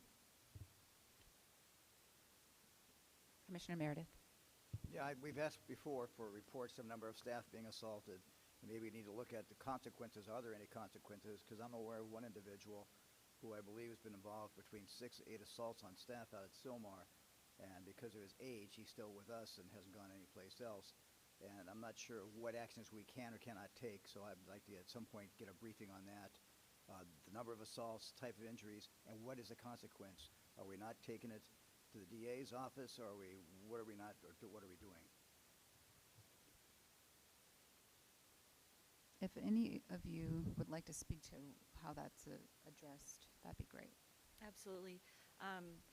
So individuals who are involved in assaults, and you're right, Commissioner Meredith, there's one individual who has been involved in multiple assaults against a wide variety of people in our institutions, volunteers, LACO staff, and our staff. If an individual is 18 or older, we have the ability to move them to county jail, and we have used that. We have pursued adult charges. If they are juveniles, we still are working, notifying the court, making sure the court is aware at the next court appearance. We're also evaluating whether or not it's appropriate to charge them, because there are some legal issues with if somebody is in on a certain charge and you charge for a lesser offense, then it can affect the underlying offense for which they're being held in custody. And so all of those things are considered, and every time a staff or a volunteer or a LACO staff person is assaulted, we are sending a notification to the board offices to make sure that they're aware. So we can get data around the number of assaults against all of those groups, and also the youth on youth violence, I think, is an important number to look at. Okay, I would just follow up with that. I understand the ramifications of somebody on an adult charge, and we charge them with a juvenile offense. I got that. But I just would like to have some kind of answer for our membership, our officers out there, solutions to the problem. Maybe we can get some of them coming back to work. Agreed. Commissioner Kakani? Vice Chair Kakani, I'll get that right. So I just want to name that I struggle I struggle with this conversation in a vacuum, because we've already established that the halls are really a horrific place for our young people, and clearly the staff as well. And in my last visit, one of the staff members or directors had shared with me that about 5 or 6 young people who have SYTF dispositions have now been shipped off to county jail. That's a terrible statistic, and that's a terrible outcome, and not one that we should be using as a, I don't know, as a solution to the problem. And so I think I understand that there should be consequences of some sort, but this idea that, again, this happens in a vacuum. When you have young people who haven't left day rooms and their bedrooms and their units for weeks on end, and to expect them to not lash out, to have young people who don't have regular access to programming, who don't have regular access to education, and I'm talking about meaningful education. I'm not talking about packets. I'm not talking about 45 minutes of unit school where you're trying to engage in education while there are 3 screens going on at full level. So I don't know, I just think it's important to name that none of this is happening in a vacuum, and to just, I don't know, it feels like we're finding ourselves in this narrative that they're just some bad kids. And I struggle with that. So that's all. Thank you for raising that, Vice Chair Kakani. I do think it's important to frame issues and solutions properly, so I appreciate that perspective. Chief Fletcher, are you able to perhaps speak to how the appropriateness of filing against a young person is evaluated? What process leads up to that? Certainly. So every young person is evaluated on an individual basis. So if a young person is involved in an assault, it's going to depend on how serious the assault was. Was our staff person or volunteer the intentional target, right? We have had instances where a staff person gets hit in the mix of trying to separate youth, right? So were they the intended target? No. If they were 18, would we move them to county jail? Probably not. The individuals that have been moved to county jail have been individuals who have been involved in multiple incidents that have been violent, where we were unable to serve them in juvenile hall. So yes, there are times when we are going to take that action. It is not a regular action, and we are consulting with the DA's office regarding the filing of charges as well as adults. So it's not the default, and it's certainly not the desired outcome, but in many instances, lately we have had 3 or 4 young people that did get moved to county jail. And sometimes it's for the safety of the other youth left in the unit, where there have been so many assaults on youth violence. So we need to consider that as well. So there's not a checklist. It is certainly an independent evaluation where our superintendent is making that final decision. Okay, thank you for that. Wendy, are you looking to say something? I was going to make a recommendation based on Commissioner Kakani's clarification earlier today. The wording of the motion says, now that these staff have been deployed, and I think Commissioner Kakani was able to clarify that they have not yet been deployed. So perhaps it would be more accurate to say, once these staff are deployed, if you would restate it with that. Right. I also don't believe that we had a second to the motion yet. So if you wanted to actually make the motion with that change and then get a second, Sure. And then there can be as much discussion as you wish. Sorry. Oh, I lost my place here. Okay. Bear with me here.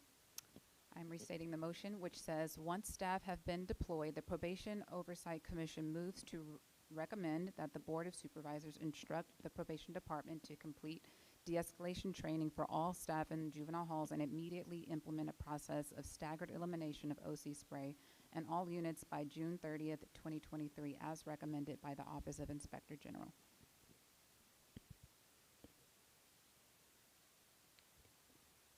All right, first motion by me, seconded by Commissioner Meredith. Commissioners, it would be great if you could unmute yourselves and we can now vote. Wendy will call roll. Okay, Commissioner Canales, for those of you online, has stepped out and will be returning shortly. So we'll start with Commissioner, well, please vote yes, no, or abstain. Commissioner Carrillo? Yes. Commissioner Garcia-Leyes? Yes. Commissioner Kakani? Yes. Commissioner Meredith? Yes. Commissioner Mundo? Commissioner Terry? Yes. And Chair Jackson? Yes. So that passes 7-0 with Commissioners Canales and Lewis being absent. All righty, we will now move on to item number 5, where we will, and of course, members of the public, you're able to make your way over to the podium, as I've said, and members of the public online, you're able to raise your hand if you want to comment on this item afterwards. But this item, we will discuss and take any action needed on the rules and regulations, staff, visitors, and providers entering the LA County juvenile halls and camps. Appropriate action on the rules and regulations for staff, visitors, and providers entering the facilities in the county. We'd like for Chief Fletcher to report on this item. Thank you, Chair Jackson. So we're continuing to work on finalizing the dress code and what is prohibited from and allowed into our facilities. We put a little bit of a pause on it, considering all of the contraband that has been coming in, to see what technology can we bring in to better assist us, right? That would help identify things like what's in your hat, right? What's in your beanie, your scarf, that sort of thing. So we are looking at things from a broader perspective, taking those security measurements into consideration before we have a final draft of the dress code policy and what's allowed. What we do have in place is old, and we have received lots of feedback on what it should be or shouldn't be, but we really want to look at it in totality. And more importantly, it needs to apply across the board, to staff, to visitors, to teachers, to contractors, to medical staff, everyone. It can't be a certain group of people that are being treated differently when they enter the facility. We implemented not long ago the no cell phone policy, right? So we're still monitoring that closely to make sure that everyone in the facility has left their cell phone outside and not bringing it in. We are looking at enhanced security at the entrance and around the perimeter of each facility that will help inform this dress code as well. Canines, we're in final stages of securing a contract for the canine company to bring them into our facilities, and also moving to a clear bag policy where everyone, including staff, will have to use a clear bag when they're entering one of our facilities. So all that will feed into the policy, and so that's why you haven't seen anything in writing yet. We're trying to work through the size of those bags, what that looks like, and any other security measures that we can put in place before that policy is finalized. Thank you for that, Chief Fletcher. My question is, where are you getting the feedback from, and how are you collecting that? So some from the security staff that are on site. We're looking at what our staff are bringing in, what they think they need. So we're talking to staff as well. And then we're getting feedback from ARC members. I think Commissioner Lewis has certainly provided some constructive feedback about what he thinks should be allowed, and based on the weather as well, right? So, you know, if it's inclement weather at Barry J and our visiting is outside, should we allow our parents and visitors to come in with something different than what we normally allow? So we're trying to consider all of those factors and looking at what other counties are doing as well. That's great. I think there should be definitely some sort of deliberate process for getting feedback on this issue and many others too, so that it's a very inclusive and effective policy. That makes sense. Commissioners? Yeah, right, Commissioner Meredith, I was getting right at you. Yeah, you said you're consulting with the security staff on site. Are we talking about that private contract security? The reason I ask is I went out there on a Sunday night, unannounced, in a plaid shirt and blue jeans, and I walked in, I intentionally covered the metal badge on my nameplate, just my nameplate. I go, hey guys, how's it going? One of the security guys was on his cell phone, the other two buzzed me right on straight through, and I was able to walk all the way to the control booth before I had to ask somebody to escort me up into the compound. I mean, so the security, I mean, was useless. We're working on that. They are a contract that we utilize. We would love to have enhanced security with the staff that are at those front entrances, and we are working through that with the Sheriff's Department. So Chief Fletcher, when we talk about issues like security, I like to hear more of we've already worked on that versus we are actively working on that, because when we have real concerns in front of us, we need to have real solutions already in place. And again, these are issues of security. We know that some imposter medical personnel was able to get into the facility, access youth, and pose a serious safety risk. And so I'd like to hear something different about how this issue is being addressed outside of you working on it. So we have our reserve deputy probation officers. They are being assigned in early April to come out and manage the perimeter. So we have quite a few of those staff, and I can provide at the next meeting the actual number that will be assigned there. So that's going to be very helpful. We have staff that are going out doing perimeter checks. Our folks at the front desk or the front entrances of both of our juvenile halls have been switched out since that incident happened about maybe a year ago. So that has changed up, and we are working with the Sheriff's Department actively. What we would love to see are the security officers, the white shirts as we refer to them in this county, to switch out and not be the hired security guards. Unfortunately, they have a lot of vacancies as well. Even deputy sheriffs, I mean, could we employ them to be there? And so there are conversations. Ms. Williams is having conversations as recently as yesterday or the day before with the sheriff's office to see what can be done and what resources they have to employ. The K-9 contract will help. That is almost complete. I think March 31st was the deadline for that, and so we'll be able to have more K-9s and want them at the front entrance as well.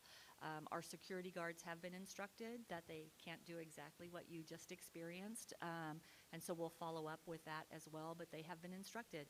Everyone goes through the same process. Food that comes in has to go through the same process. We put an end to the delivery of Uber Eats coming onto the grounds of the facility. So those things have taken place and have been implemented, and there's more to come. Okay, great. As a rule of thumb, especially when we're talking about real serious issues, I like to lead with that are already in place and followed by ongoing efforts. So that's usually a good sort of way to approach that. Other commissioners? Commissioner Muno? I just need clarification. At Berry J, because I've not been clear to visit, is the security that works the court side the same as the security that works the juvenile hall entry? You know what, I don't know that for sure. I know sheriff's deputies are certainly employed for the bailiff portion of it. I don't know who's at the front desk or the metal detector at the court. We can certainly check. But ours is through Securitas, and they are the contracted security guards through the Sheriff's Department. Because I know it's the sheriffs on the court side, because for the 3 years that I was there, they stopped me and made me take my watch off and everything. So it's actually, you walked into the juvenile hall side then? Yeah, walk straight into custody of someone. Okay, the juvenile hall side. Commissioner Carrillo. Thank you, Chair. Chief Fletcher, you mentioned possibly SYTF becoming its own bureau. Will we revisit this when that happens concerning juvenile halls and camps, or it's a one package, one size fits all? I'm not sure I understood the... Sure, I'll rephrase it. So I guess my belief is and hope is that the SYTF population will have a different type of visiting. There might be children involved, maybe husbands and wives. Still to be determined how that's going to work out. Obviously, this is focusing on juvenile halls and camps. will there be, or is there a draft about how to conduct visits for SYTF now and in the future? So it could very well be that there is a separate policy around that because of the age and the length of time that those young people are in our custody and care. We already allow children's visits with our general population as well.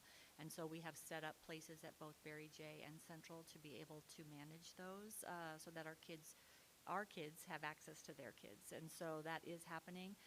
But we understand that there is a different dynamic. We recently had to stop special visits for our secure youth track because of the concern around contraband.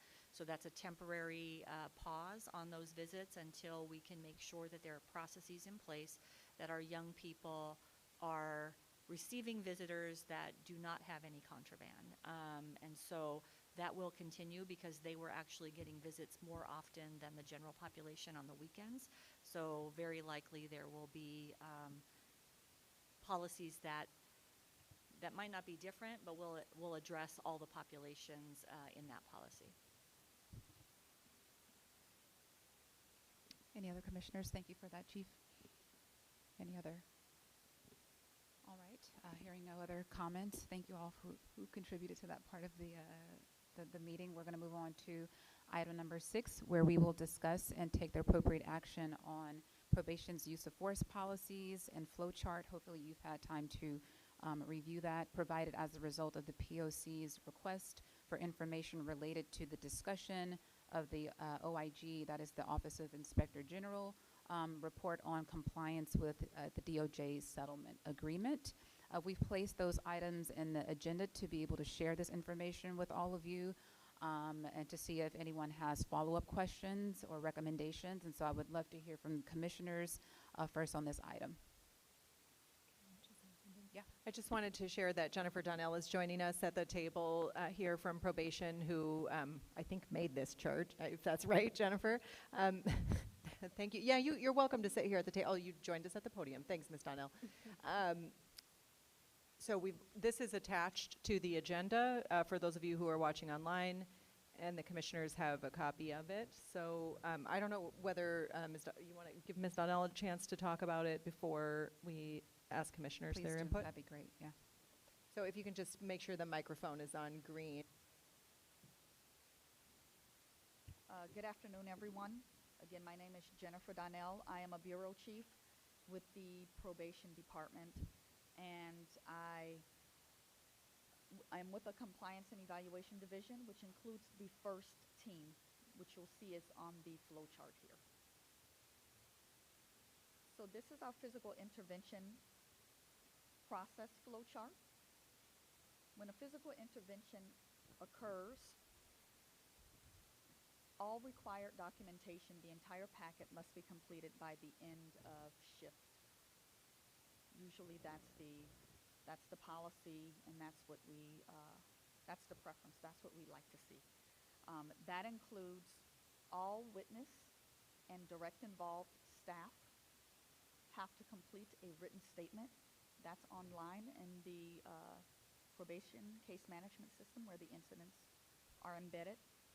Other documents include a child safety assessment, which is completed by an independent supervisor that's independent of the incident, or independent of the incident, will go in to interview youth that were directly involved in the incident. Youth questionnaires are completed later after the packet is complete. Youth are interviewed and allowed to write their statements of events and what happened. Immediately following such incidents, youth are decontaminated if that's required. Youth are assessed medically, and mental health referrals are also made. And I apologize if I'm reading any of those documents out of order. I'm not looking at the flow chart. I'm focusing on the audience. Further, if there is video to be reviewed, it is reviewed preliminarily and downloaded for later review and storage. The complete packet is put together and reviewed at the end of shift, by the end of shift, by the unit supervisor, or the officer of the day, which is a facility supervisor. And then the complete packet is provided to or transmitted to the SCM review team, or Safe Crisis Management Coordinator. So the SCM review team is made up of a group of independent managers or supervisors and/or supervisors at the facility. If necessary, they have the authority to go back and do clarifying interviews with youth, with staff involved, medical staff, school staff, or anyone else they feel they need to gather additional information from. They determine whether or not the use of force was appropriate, whether they agree with the initial decision by the first supervisor that submitted it. If it was not appropriate, they can review it or pass it on to the, or if they have concerns, they can pass it on to the management of the facility for additional review, or they can make direct referrals to internal affairs if necessary, or other investigative bodies, to internal affairs if necessary, or other investigative bodies. That can also be done in step one, just so you guys know. Unit supervisors can also make referrals to internal affairs immediately if they believe the incident requires that, if there was a policy violation of that level. So the SCM review team, or Safe Crisis Management Review Team, has 5 days, usually per policy, to complete that review, where they communicate back to the facility. Either they agree that the use of force was appropriate and no policies were violated, or that there may be some concerns that the facility management can address with the staff. Those concerns can lead to training or some type of policy review or discussion, or a myriad of other options, again including referrals to internal affairs if needed, or other investigative bodies. The first team is the Force Incident Response Support Team. After the SCM review team at the facility closes out their review, it is independently referred to the first team for final review. The first team reviews the recommendations of the SCM review team to determine at that higher level if any policies were violated, and if any policies were violated, if staff require training, or perhaps something wasn't completed correctly. They also review video, and they review the entire packet as a additional independent review. The first team is not connected to the facilities. The first team is under the Systems Accountability Bureau, Compliance Evaluation Division 1, which is where I am. The first team has 30 days to complete their reviews. They send a summary of their review back to the facilities if they believe everything is okay.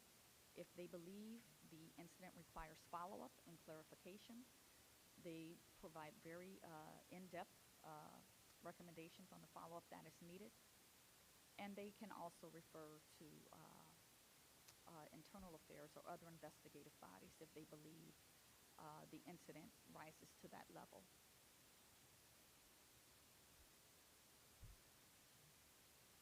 Does anyone have any questions on the flow chart, or? We would move on to, we're not going to do commissioner comments. Okay, I think that makes sense too. Okay. Commissioners, comments on this? Commissioner Munda. So I looked through the directive and I read the manual, and it's a it's really a difficult directive to read. Actually, not the directive, the manual is. But there were some items that really caught my attention, and something that you said a few times today. I don't understand how an SCM team that is probation employees is independent. Uninvolved? Maybe. But independent, it's not. And I think that's got to be looked into. The other thing is the first team. One of their assigned duties is to look for discrepancies. And I don't know what that means. Does it mean that the videotape and the narratives don't match and we have to fix them? Which is a problem because it got one of our local agencies in trouble. They were allowing their employees to look at the video and then write the narrative. So when I read that word discrepancy, I just had a difficult time with that. That's one example of a discrepancy. Additional discrepancies could be material omissions of fact.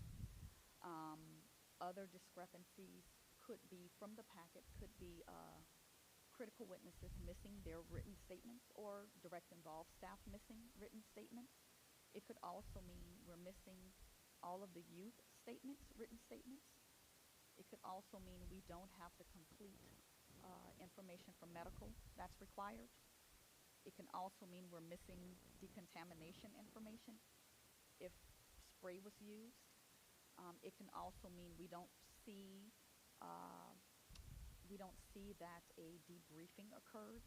It could also mean that the SEM team didn't complete their summary and send their recommendations or conclusions to the first team.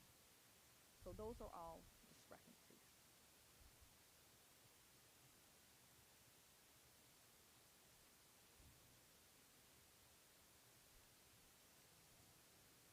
Activity, but no hands up. Okay, Commissioner Kakani. Thank you.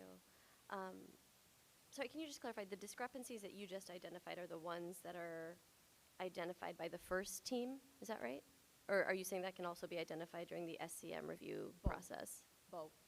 And so then what are the consequences when those discrepancies are identified? Or are there consequences? The first team sends it back to the facility with a detailed identification of what's missing in terms of documentation, requesting that that be completed and provided. Okay. So I feel like this was discussed on January 20th,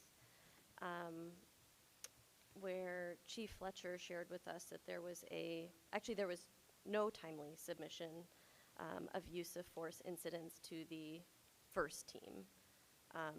So just curious if there's been kind of an update. I know that there was a backlog of hundreds of cases that was mentioned.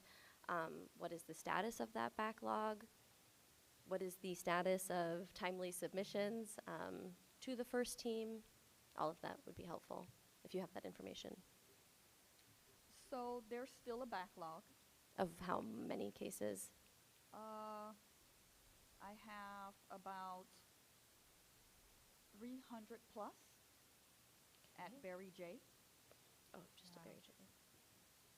700 plus at Central Juvenile Hall. And those are broken down. The bulk of those are incomplete incident packets, as I just described, meaning paperwork is missing, statements were not completed, things of that nature. A handful are complete and needing final director approval, and these numbers are as of March 15th. And there's, in addition to that, there's a large group that the first team has sent back requiring corrections.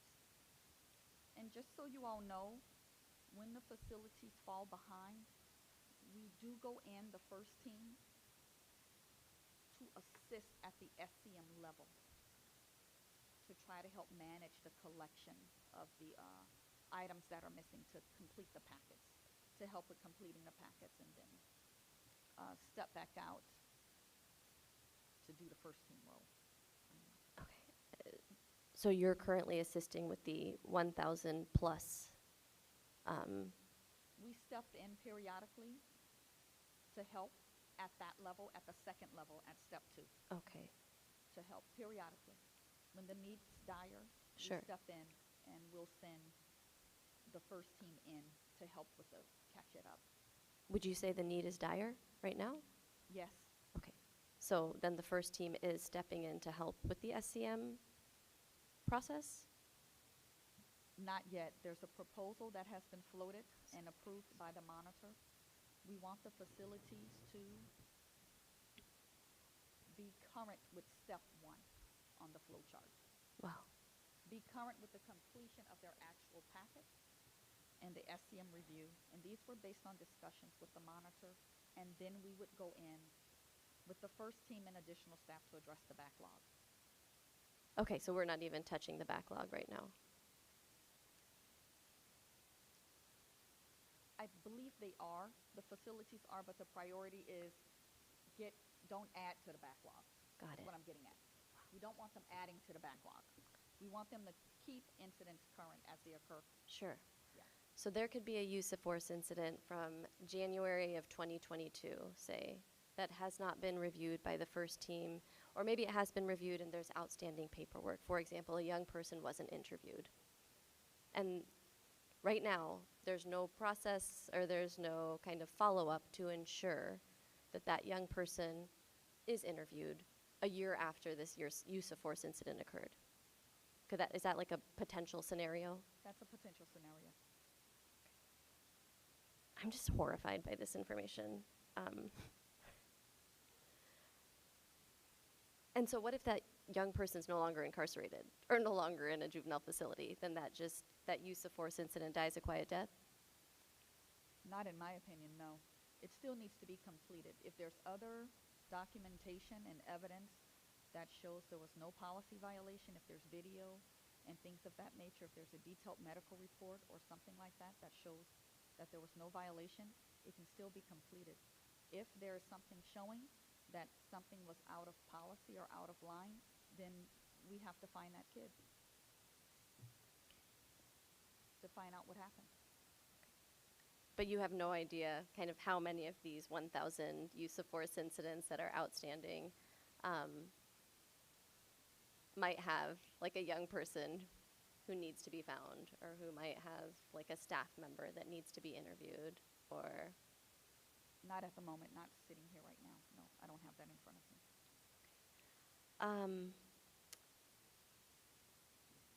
So I guess you've provided this flow chart, and so when one of these things is missing, you stated that this was, you used both words, that it's a policy and a preference. So which one is it? Is it a policy or is it It's a policy, and I would prefer that the policy is adhered to. Okay, so when it's not adhered to, so for example, you know, video isn't downloaded, or staff, you know, who was present were not interviewed, is there a consequence? Is there a, what happens? I can't necessarily speak to consequences for that. I just know for sure that the processes have been tremendously impacted by staffing shortages. Because staff have to go offline and sit at a computer and complete what they need to complete. So that means someone has to fill in behind them in monitoring the kids, decontaminating the kids, and doing other things that have to be done. So that's another, the use of force process has been impacted by the staffing shortages at the facilities. So then even though we're calling this a policy, it becomes a preference. Yeah. But the policy is my preference. My preference is that the policy is adhered to. And I believe that's everybody's preference here. One of the factors, and I think we talked a little bit about it at the January meeting, was that our field staff who were deployed much of last year, for example, did not have access to be able to prepare those things. And so oftentimes so much is happening, that staff person goes home, and then our staff in the institutions would have to try and reach out and track down that employee to get them to write an incident report. So things were being written by the staff on site, but sometimes those pieces were factors in actually completing the packet. But now, oh, go ahead, sorry. And that has been resolved. Oh, so the field staff now does have access to that PCMS thing that you referenced. Thank you, Chief Fletcher, for that clarification. That's a critical clarification piece, and I apologize for not bringing that up. It just didn't cross my mind. But the staff did not have access for the bulk of 2022 to write into the system their incidents, the field staff. Why would it take a year? Why would it take a year to give staff access to something that would allow for accurate reporting to ensure the safety of young people? Is there an explanation? No, there's not an explanation. I think our folks in IT helped to get it resolved, but it took a bit to get there. My last question is, during any part of this process, are family or attorneys notified? Yes. After every incident, unit supervisors telephone parents. Do they telephone attorneys as well? I don't know that off the top of my head, but I know for sure that families are contacted. I don't have any further questions. Quite the discussion there. I'm sure there'll be more. Commissioner Meredith? Yeah, just a quick follow-up, and it's probably simplistic to the questions. So Central has 600, Barry J has 300. That's like 900 cases outstanding. And it's because of documentations that haven't been completed in many of the cases. And I got to go back to what we've talked about a long time ago, and that's accountability of management, supervisors, and the line staff, number one. Number two is we're exposing, these cases out if there was a misconduct that took place. The youth has not been satisfied, and in the case if it's a peace officer, we have 1 year to deal with that in a disciplinary manner. And I think we're exposing the county to some kind of liability in this case too. So it gets back to someplace, if it's a training need or whatever it is, we've got to get back to accountability and responsibility right down to the original source. Or even the issue of consequence that we sort of talked a little bit about. Can you speak to that? What does it mean to impose consequences when you realize that staff, supervisors, whoever, they've improperly handled such important things? Absolutely. So progressive discipline, right? There's coaching and counseling at the supervisor level, all the way up to progressive discipline, where somebody could be suspended or terminated if they are not performing their duties. It all applies. In instances that are egregious or it's just a continual problem, it could get referred to internal affairs. Okay. Commissioner Mundo. I'll just make this quick. One, when I was in camp and the computers would go down, we would just write our PIRs on an 8x11 sheet that was for that purpose. So even if PCMS wasn't connected or they didn't have access to it, that just is unconscionable to me, that simple solution wasn't applied. The other thing is, there's a real nuanced difference between the PIR and the SIR, and most people don't understand it. But for the PIR, it's really important that if there's a youth that might protect the staff, contradict what the youth that was the target of the hands-on. And if you have a staff who is worrying about their behavior and the youth who can contradict the narrative is gone, how does that proceed? I mean, it's not just the youth that are protected by the PIR, but the staff are. And, I don't understand how that's allowed to continue. And then the last thing, you mentioned different types of discrepancies, and I get that. But what I need to be assured of is that the narrative isn't changed because somebody saw the video.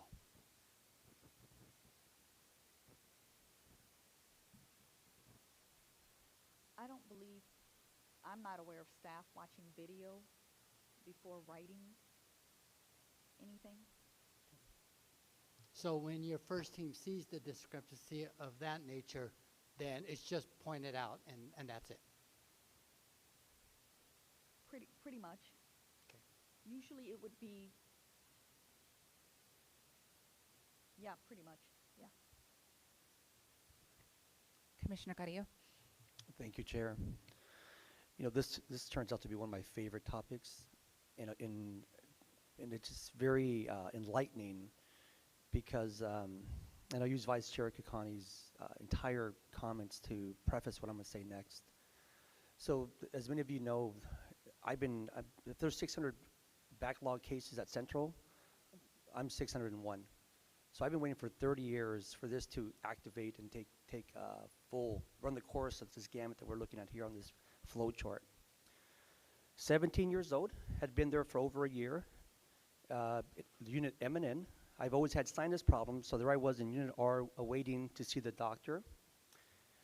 Day room was full of boys, and there was a staff member at the desk who at some point decided to get out of his desk, walk over to me, and begin to suffocate me, choked me out until I passed out. Maybe he stopped because he thought I was dead. No one jumped in, no kid backed me up, no staff got involved, and I lay there until I came, I suppose, back to life or gained my conscience. He called to the unit to come pick me up, got to M&N. Standard was to strip me when I got back in to my underwear. Staff noticed that my neck was all basically torn up, and I'm not sure if there was blood, but it was definitely inflamed. They called Unit R, and then all hell broke loose. The guy either confessed to what he did, investigation began. Went back to Unit R. Higher ups put me in a room with a tablet, a dictionary, and a pencil, and it had asked me to write what had happened. That's as far as the story goes. Soon after I turned 18 years old, and guess what happened? Happy birthday bus ride to the county jail. I was no longer, or this issue was no longer, as you're saying, followed up on. And so I'm saying here, it's just really ironic about these things that are supposed to happen but don't happen. Can we like make sure that, I suppose moving forward, and what a coincidence, you know, I love the fact that we have folks with lived experience, as myself, who can talk about these in firsthand and lived experience about these tragedies in the hands of an adult. This is, I'm not trying to hijack this conversation. I'm just really dumbfounded about things that are supposed to happen that didn't happen. And it seems like at any one of these stages here, it's very clear that something went wrong.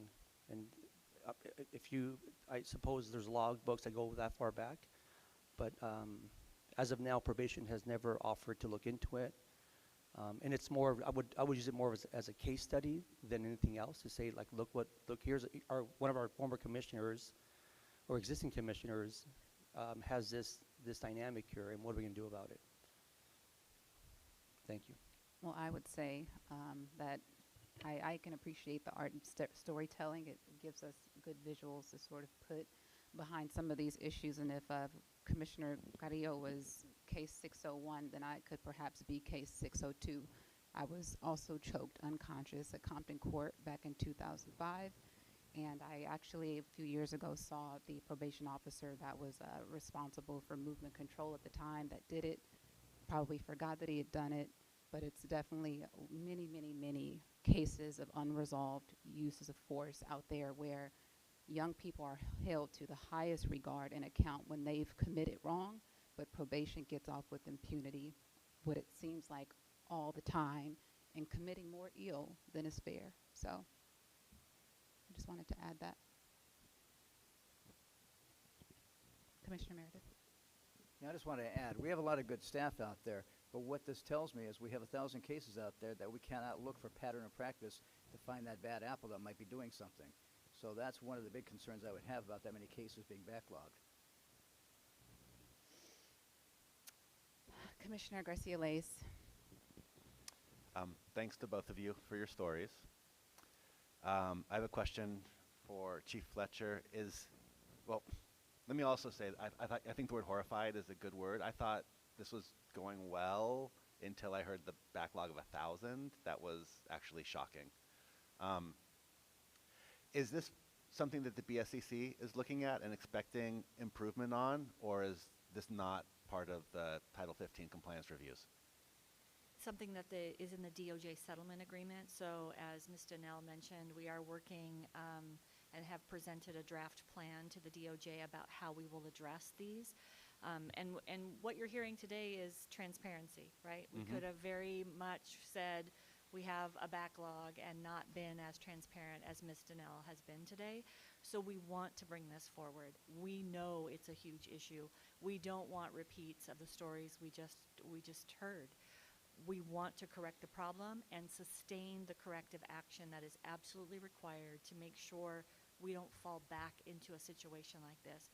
So we are putting into place that plan, and again, working with the DOJ monitor, Mike Dempsey, to make sure that it is a viable plan from his perspective to meet the provisions of the DOJ settlement agreement.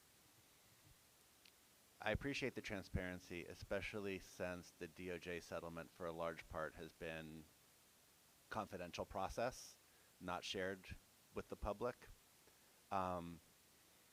So I think, I'm glad that we've got this information. This has to be at the top of what we're looking at, frankly, because I've heard nothing that makes me think that our facilities are more unsuitable than the fact that the staffing crisis and the level of violence have overwhelmed our ability to even do what I would have thought is like some of the most important paperwork that probation has to do. I'm also, I don't know, I'm shocked that this is not something that BSCC is flipping out over. But, you know, Title 15, Title 24, say what they say. If this is not part of it, it's not part of it. But this is something that can't fall through the cracks. It's absolutely part of it. Use of force is an identified item. It's around documentation, and a piece of it is dealing with the backlog. So they are aware of it. They have identified it as an item of noncompliance. So it really does, because of the DOJ settlement agreement and BSCC, they really do dovetail because they are looking at all Title 15 and 24 issues. Okay, so I must have misunderstood your first response when I asked if this was something that BSCC was looking at. The answer is yes, this is. Compliance with these policies is something that could potentially lead to a finding of unsuitability if it were not remedied as part of the corrective action plan. Correct, around training, policy, and documentation. Thank you. Commissioners, any more comments? Vice Chair Kakani. Thank you. So I know that you shared that you're now focusing on ensuring that this 1,000 plus list of backlog cases doesn't grow to 2,000. But I guess what is the status then of current compliance with this process? Or like how long have you all been ensuring that we don't fall into deeper levels of backlogness? Not a word I know. But just, yeah, like how long have you all been supporting to ensure that folks are at least presently compliant? And what is the status of that level of compliance? Is the PIP documentation being submitted at the end of each shift? Is the SCM reviewing this documentation within 5 days? Like what is the current status?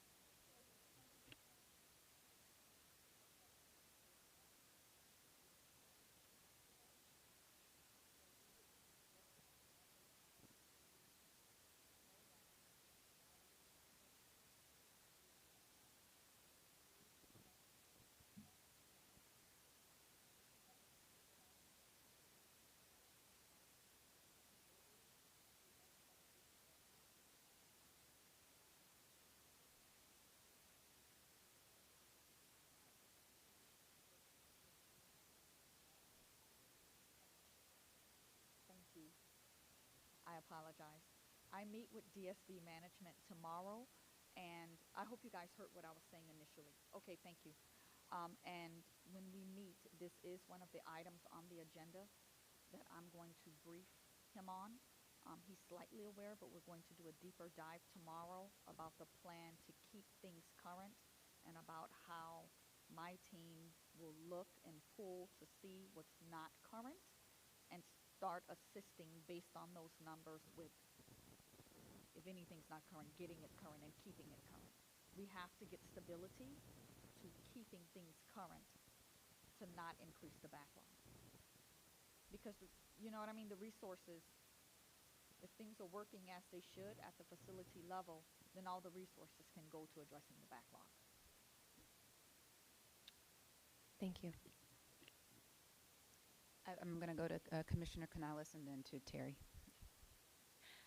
Yes, thank you. I apologize that I had to step out for a call really quick, but just from what I could gather, there's been some information provided about numbers and incidents and use of force that is backlogged, and I'm definitely going to go back and watch the video, but I just want to say that this is exactly what has been my frustration, is that everybody just, seemed to constantly convey how great everything was going when we knew that things were not. And when we knew that while there's excellent staff working, the ones that were not doing what they were supposed to were not being called on it, or nothing was happening. So I appreciate that we're even being provided these numbers, that we're here where we're at, because then that's how you get to bring about change and address the issues that have been so frustrating to myself personally, to the public.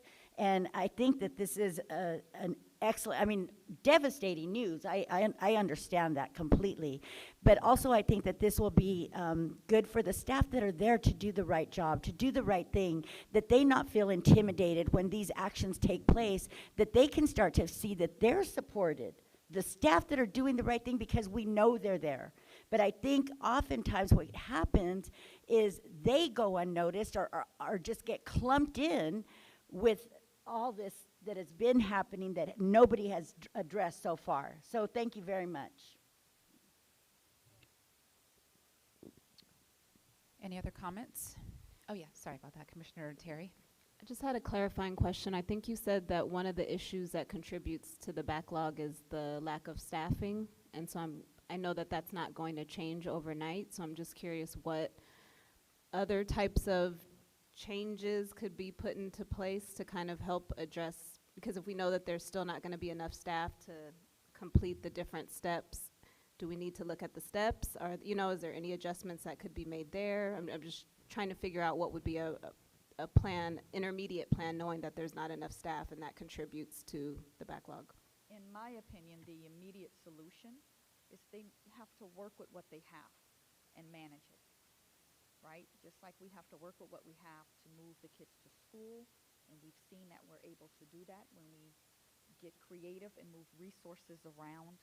We have to find different times of the day to free up the staff, to write the documentation, perhaps set up laptops or something in the units, in the control center, so that the staff can have the ability to write. Maybe the supervisors monitor and supervise the youth while the staff are writing their documentation. So I know that those types of creative managerial, supervisorial discussions have been had within the units.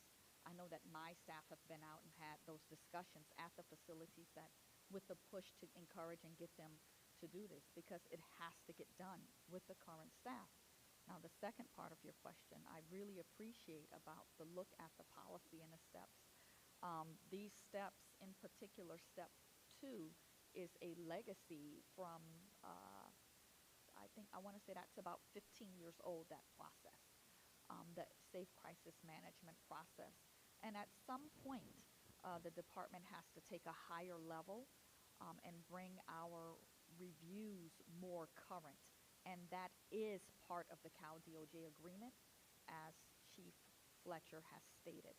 So the monitor doesn't just look at the policy, but he looks at our review process.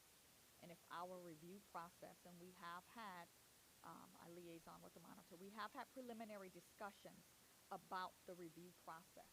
But for now, this is the policy that we have to follow. It's like the law. We have to follow it for now, and there has to be a push now with Chief Fletcher at the helm and other managerial moves that have been made. I'm pretty optimistic that we'll have some point to work with the monitor to address and critically look at whether or not these steps are serving their purpose, right? We know what we want to see at the end. Are they serving their purpose? Are they giving us what we want as a department to serve the kids, to serve the staff, and to be transparent? Commissioner Mundo. So the 2-week training class will dedicate how many hours to the PIR, SIR process?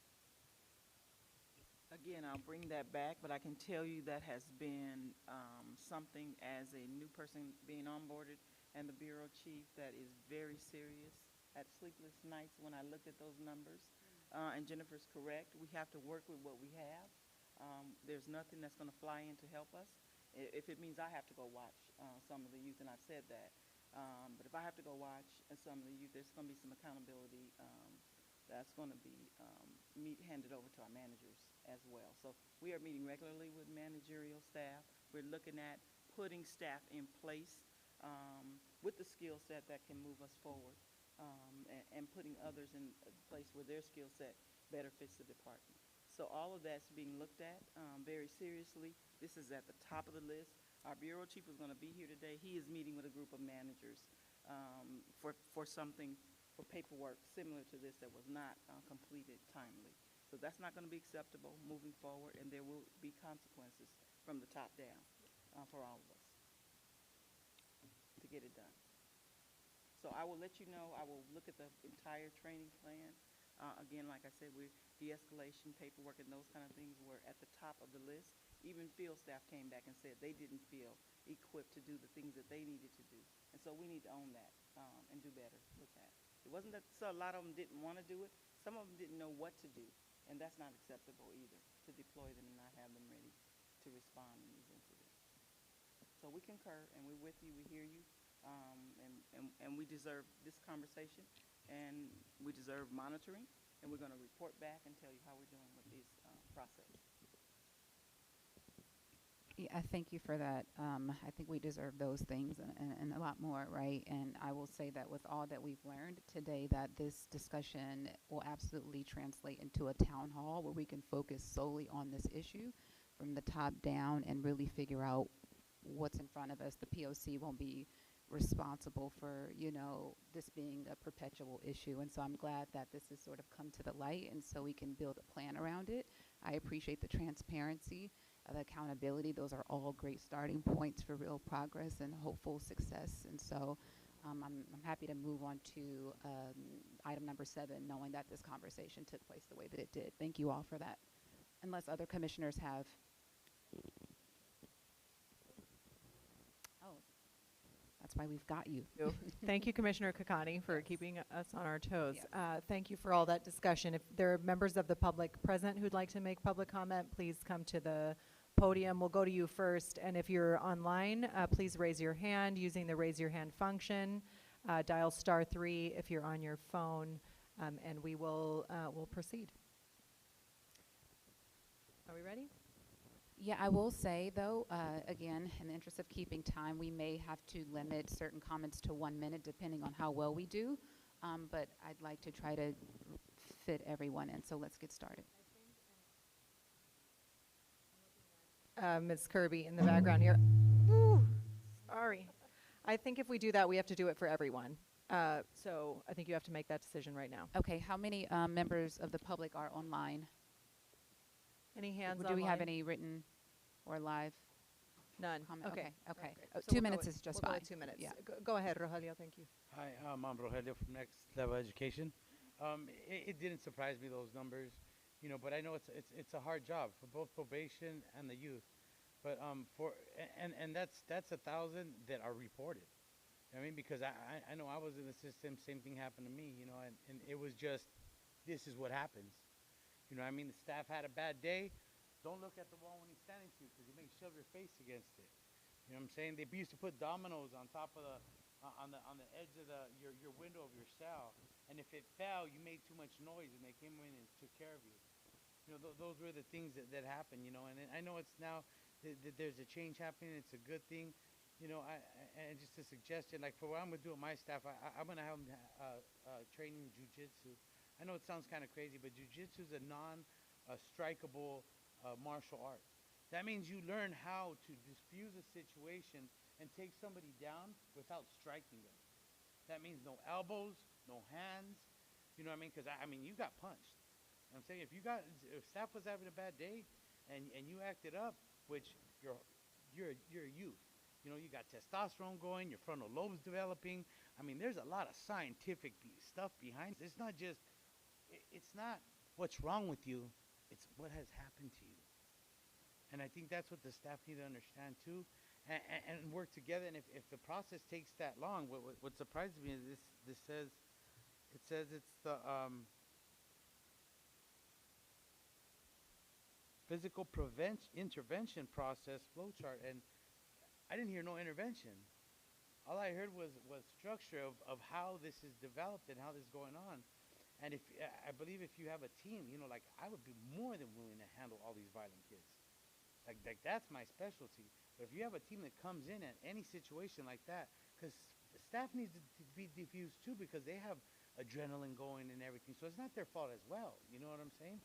But if there's a crew that comes in and these violent situations, it just Thank you. That's your time. Okay. I really appreciate your comments. Thank you. We just got to stay on track here. Thank you. Hello, Thomas Bell. I just want to address a few things. I think the one commissioner brought up having an outside people review our SIRs, our PIRs. Only problem I have with that is the board would bring in ARC or Youth Justice Alignment or, you know, the people they brought in from San Francisco. And they don't like us. So they're going to read the stuff on the totally the opposite side. Everything is guilty. I'm reading this, oh yeah, he did that. He shouldn't have fired. Gone. Without. If we could find somebody that's down the middle, which would be pretty hard to do, there's no problem. We right where we did. It ain't no problem with that. But the problem is we either go this way, too far left, or too far right. And nobody gets justice then. Another thing is, I saw the graph. It's a nice graph, but you know, I come to work and I go home. So I don't understand what all that meant. When something goes down, I just know the kid goes, tells DMH or something, this person touched me, this person hit me. Sheriffs are called and we're offline. I don't know why it's so backed up, but because that happens within a few hours. Yeah, I know I'm speaking through lived experience if you guys like to say that. Within a few hours, we're sitting online, we're talking to the sheriff's department because a scar has been filed on us, and boom. So I don't know what the graph is, I don't know what that means or what's going on with that, but there's a lot of people getting walked out as well. So some of them steps are being skipped. I don't know if we're trying to push it too fast or too far. There's steps being skipped. People getting walked out, people getting put under investigation, and it's constantly happening. You know, so something has to happen with that. I'm puzzled by that backlog too. You know, I'm with you guys. Thank you. Thanks, Mr. Bell.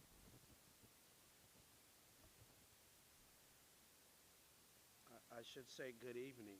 The time is late. Stacy Ford, Local 685, Camp's Vice President. This commission has requested from the department some data regarding the PIRs and SIRs and other things. Here's what I want to see. I want to see the same energy with this commission when you receive the data of the staff that have been hurt. I want you to have that, oh my God, wow. I want you to have that same energy when this department present to you the data on staff injuries. I want you to be that concerned, as you are with this other data that you're requesting. Staff should be able to review video of the incident that they're involved in for accuracy. This will eliminate false reporting. My third thing, I've heard the word consequence mentioned quite a bit as it related to line staff and being held accountable for not performing their job duties. Again, I want that same energy. I want that word consequence to be used when we relate to our young people as they continue to assault staff and send them to the hospital. Same energy. In reference to the paperwork, there's a delay in paperwork because sometimes officers are injured and they're taken to the hospital and there's just not time for them to get their paperwork completed in a timely manner. A lot of those people are still out on IA. So those are some factors that you all may need to consider. Thank you. Thank you. I don't think we have anybody online. Is that still correct? Okay. All right, everyone, we are going to move on. Thank you all for your public comments today. I will say, and maybe in response to Mr. Ford, this is a partial body, and so we respond to anything submitted to us accordingly. We are always concerned with the well-being of staff, understanding that they are at the service delivery point, and as long as they're doing well, they're able to serve our youth properly. We're not partial in that way. Item number 7, matters not posted on the agenda. This is the time for commissioners to bring anything to the forefront that they want agendized in the future. Do we have any? We're definitely going to be discussing use of force again, so I'll just kind of say that. I think I will say I heard that loud and clear. That sounds like a great idea for a town hall. And also, we are not holding our regular POC meeting on April 13th because it's the date of the BSCC meeting. So we have room in the schedule to schedule a town hall around that time. And I'll work with you, Chair Jackson, to decide whether we make that a posted meeting for all commissioners to attend. I think probably leaning that direction, given the conversation, but as a special meeting, or whether it's a town hall where fewer than a quorum of commissioners attend. Yeah. The former has to be in person. That's the only difference. Commissioner Mundo? I just wanted to personally welcome Deputy Chief Cotton. Welcome. This would have been my 35th year, and I, in my 30 years, was subordinate a couple of times. And when she says that she takes this serious, I know it. And we've had numerous conversations over the years, and I'm really happy to have her here, and I look forward. I know the commissioners look forward to working with you, because we're all trying to get this ship righted. So welcome. Other commissioners, any other contributions here? We will now move on to agenda item number 8, where members of the public, this is general public comment. And so it's an invitation to members of the public to weigh in to address the commission on items that are not on the agenda. Wendy can facilitate that.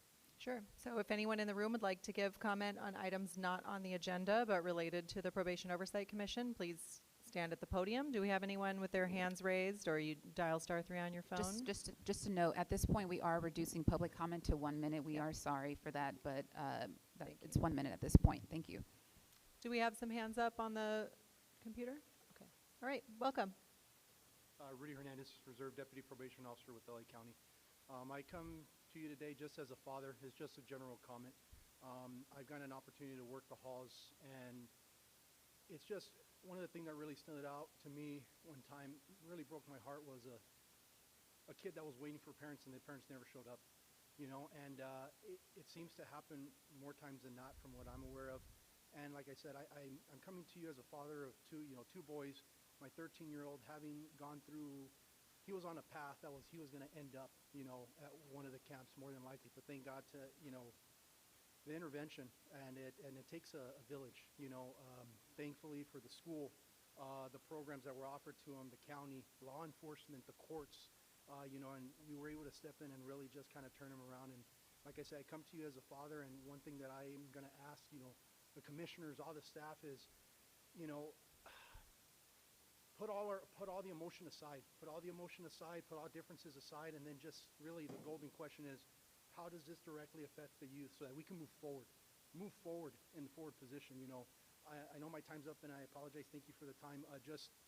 We want to keep everything as positive as possible so that we could really affect these kids' lives. Because like I said, I see those kids when I work there, and it breaks my heart because that could be my kid, you know.